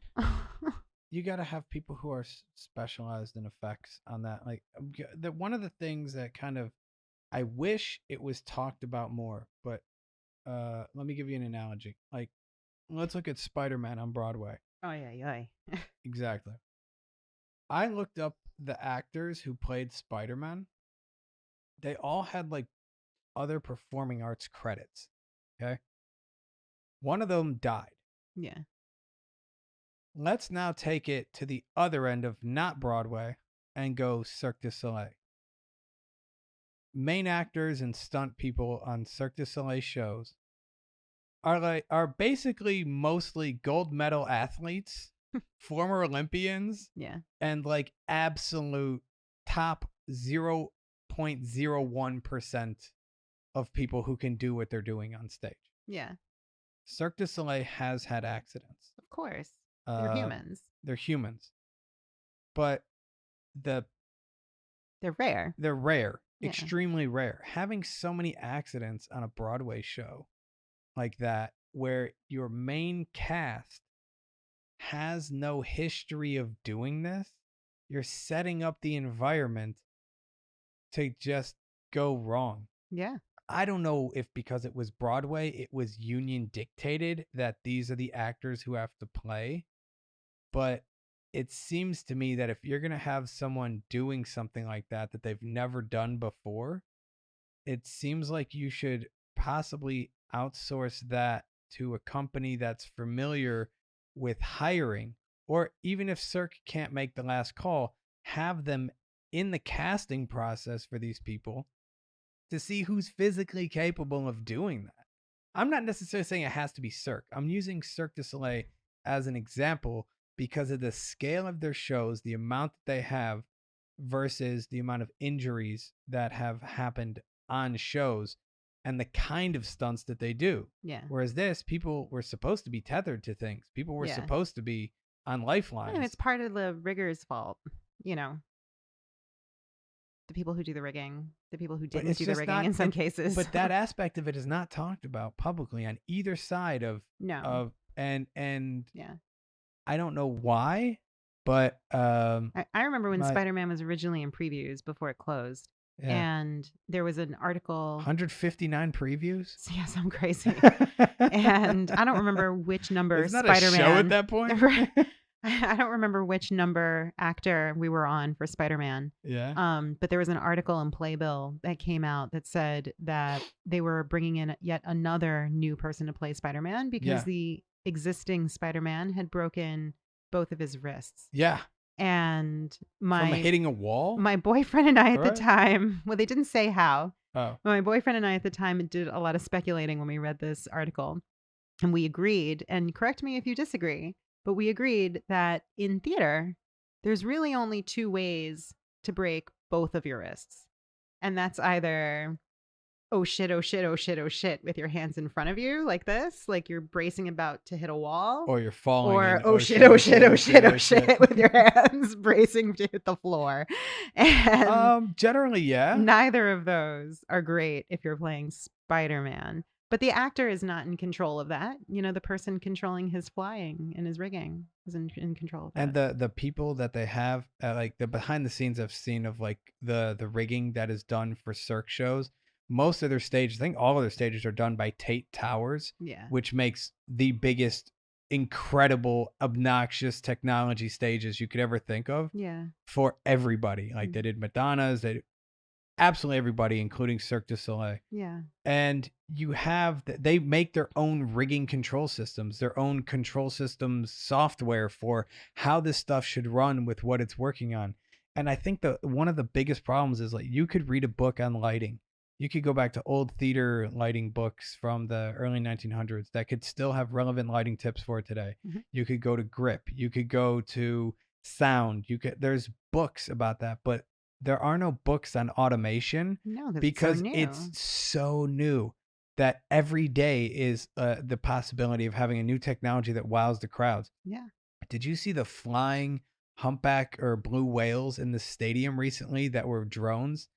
You know how like What stadium? yeah, it was a flying, I forget. A stadium here? No, not here. But I looked up, and instead of like being like a blimp or whatever, not a blimp, but like yeah, like one of those blimps with a fan, it was a drone controlled like blue whale Cool. going above. Yeah, and now I saw a drone light show where the drones would get into different positions and at the right angle. I've seen that. It was That's like a cool. house or a plane, and I'm just Yeah, like, that's when really they got to the cool. plane, I was like, this is impressive. I'm very far away and can clearly see that this is a lot of drones having to do a lot of things at one time, not crash and make a plane. Yeah, that's cool. I just think that there could have been better ways to do that. Oh, for But sure. if you the biggest failure though on Broadway that comes to my mind isn't even involving someone's safety. 1982 or was it 1983? Frankenstein on Broadway. There was it had like like a dozen or so previews. Mhm. One opening night. What happened? Why did it close so One quickly? show and it was opening night. The critics raked it over the Oh, coals that's too so bad. bad. It's too And I bad. was reading a book about scenic design, and the scenic designer for the show was in this book talking about one of the things that they had was the complete destruction of Dr. Frankenstein's laboratory, where everything was crashing and blowing up and this and that. That sounds And cool. the curtain came down, waited 5 seconds, came up to an empty stage. Wow, cool. Theater magic. Yeah. And That's going through the awesome. process of like listening behind the stage. All right, well, all these things that exploded out of these air cannons were on ropes and you could just pull them back in, and then this and that. That's really fun. One opening night and then no other shows. Wow. Bummer. And the scenic design, I think it was a scenic designer bummer. who was in this book or someone related to her, I don't remember, said specifically to a relative, don't come on the first night. I'll invite you to the week after it's like a little bit more After all the kinks have been worked Yeah. out. Oh, what Oh. a bummer. It's a gamble. It is, but like look at Disney on Broadway. Disney on Broadway brought The Lion King decades ago, and that show has made over $1 billion just know. in ticket sales. That's Disney. They've got lots of money. They also charge a lot of money for their stuff. I know, but like they've got lots of resources. They've got deep pockets. They've got the best of the best of the best artists. They do. Are we recording? All right, we're recording. All right, so we're back. I wanted to tell you that if you had mentioned that you wanted to like leave like this type of thing behind as a day-to-day life. Like if I ever have a production company, or if like I'm big enough to where I could use assistants or an assistant, there are 2 people I would call. Obviously you, because I brought it up. I appreciate that. Who do you think the second person is? Rachel? Of course. And honestly, in a perfect world, if I was at a like, I really want to will this into existence. Getting to a position where I can have a few people working for me to help like a bigger business and working on enough, like a few projects, but big throughout the year. Fewer projects, bigger in scale. So like not running around having to talk to a gazillion people. And having 2 assistants or 2 people that want to like help with the operations and organization of a company. Having 2, like you and Rachel, like basically be backup for each other and pay you both full salary. I mean, I won't say no to that. With benefits. Like, Yeah. I mean, that would be my most perfect world, because that way I I would never have to freak out. It's like some people have like if you're like I've heard of I was able to talk to someone who was a private airline pilot for some baller, Okay. like some really rich dude.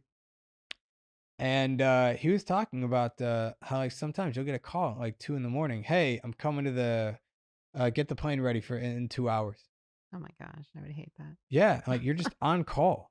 Whereas, if you had, if you're really balling out of control, you could have like 2 or 3 pilots on staff, pay them all salaries, and they have rotations, like an on-call rotation, where they know like for these few days, I'm just on call. I could just pick up and leave. Not Seems being on call. unnecessary for like the Unnecessary, average but that's their job. wealthy person. Okay, but if you're like super wealthy where you can just have a pilot and pay him a full salary with your plane on stat, like I mean, But you like got some even money. when I guess you do It's have just some money if you're like personally me, I would want to be able to have 2 people that could actually more than one person that could do that so that I know that one person's not stressed out. You want 2 pilots?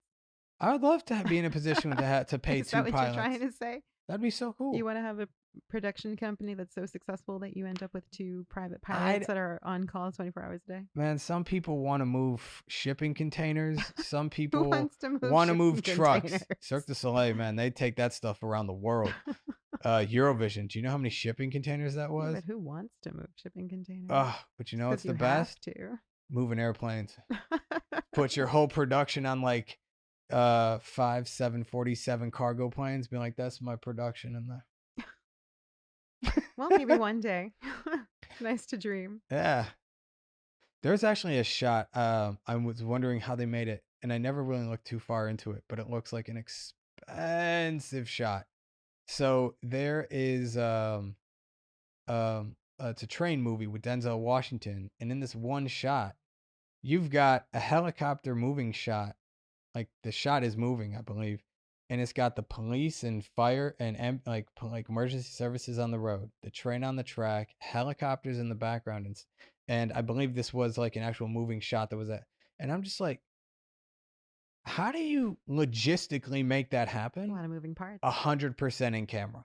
Yeah, it's a lot of moving parts. I could see that with the train. The train's moving slow. You can control the speed of the cars and the train, and maybe do something with like the frame rate or whatever. There's ways to trick that, but none of that was tricked, and it was a pretty smooth shot. And I'm just thinking logistically and financially, it was not even like it. You could have done that on a tripod or something else, but I'm just like, that was so much money. And how many times do you have to rehearse that? Could have been a whole day. Could have been a whole week. I'm sure it was. Probably wasn't a whole week. It's probably too expensive to be a whole week. I would say they probably gave it a day. Maybe a day and a night. Possibly. There's this helicopter pilot I love following on LinkedIn. His name's Fred North. Mm-hmm. He does all the big, gigantic movies. He's flying at like 120 miles an hour, like 4 feet off the ground, like this. And like there's some shots that he posts online of like where his helicopter is, like he was hanging off like near a water, like imagine Niagara Falls coming at you. He's like 20 feet in front of that with the wind blowing at him, and the water, and like they're making this shot. And he's like, people ask why you can't do stuff with drones. You know why? Because when the wind is this fierce and you got water splashing up on you and all these other things, drones don't do that. You need a real helicopter that can like physically fight the force of physics coming at you. Yeah, and a person to make the decisions as the elements change moment to moment. Yeah.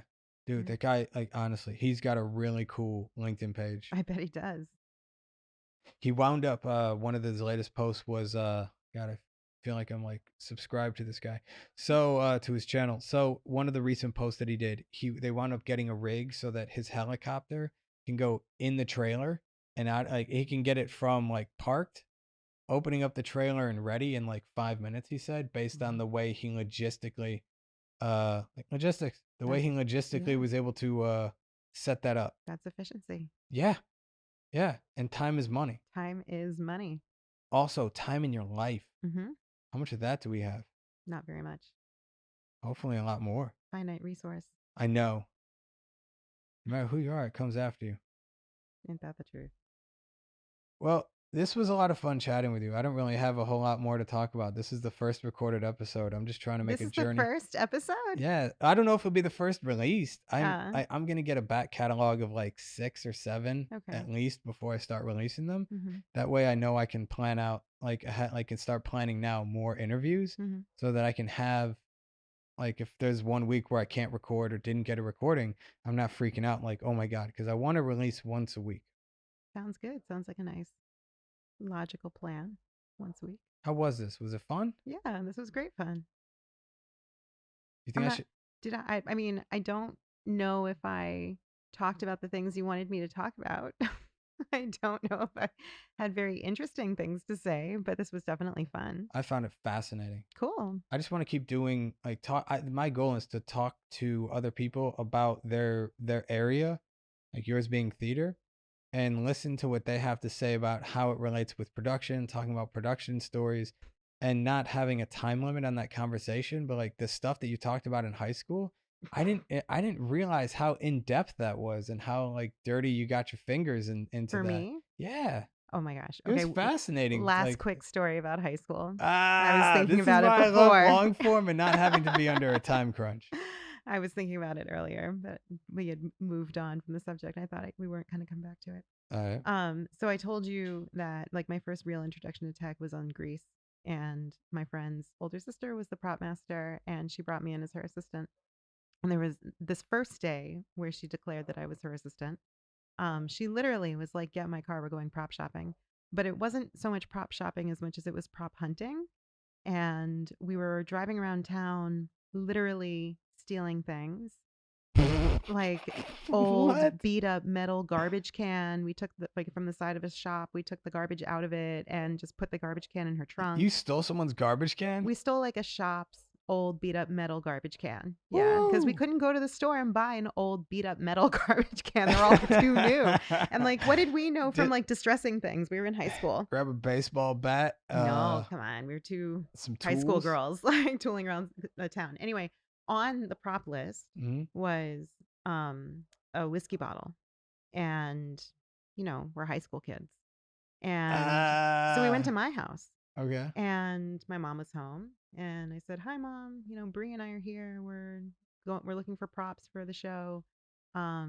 We need a whiskey bottle. What does that look like?" And my mom went in the cabinet and pulled out a bottle of Jack Daniels. My Nice. parents were not drinkers, but they had a lot of alcohol because they like to display the bottles in like the pretty cabinet. And from time to time, they would get a gift, like a bottle of Jack Daniels that they would never drink, and it would just sit in the cabinet. So my mom, like, shows me this bottle, and I'm like, "Oh, where are we gonna get a bottle like that?" And mom's like, "Well, why don't you just take this one?" And my mom, loving, trusting soul that she was, didn't even suggest maybe we should dump out the alcohol. She just gave you an unopened brand new bottle of Jack It wasn't Daniels. brand new. No, it was open. How old were you? I was in 10th grade. Amazing. I was 15, and the girl that I was with was a senior, and she was 17. I'm in no way going to take this to a senior high school party I was just invited to, and I'm asking for alcohol so that my older friends think I look cool. Oh, okay. Well, like, it's not that, Mom, I swear. We're conscientious and Yeah. good girls and like good students, and our heart is in the right place, and our brains, more importantly, are 2000% focused on the job at hand. Yeah. Because we're about to enter what we called in high school Hell Week instead of Tech Week. Okay. And we knew that today was like the last day that we had to get all the props, and this was one of the last things on the list, so we took it.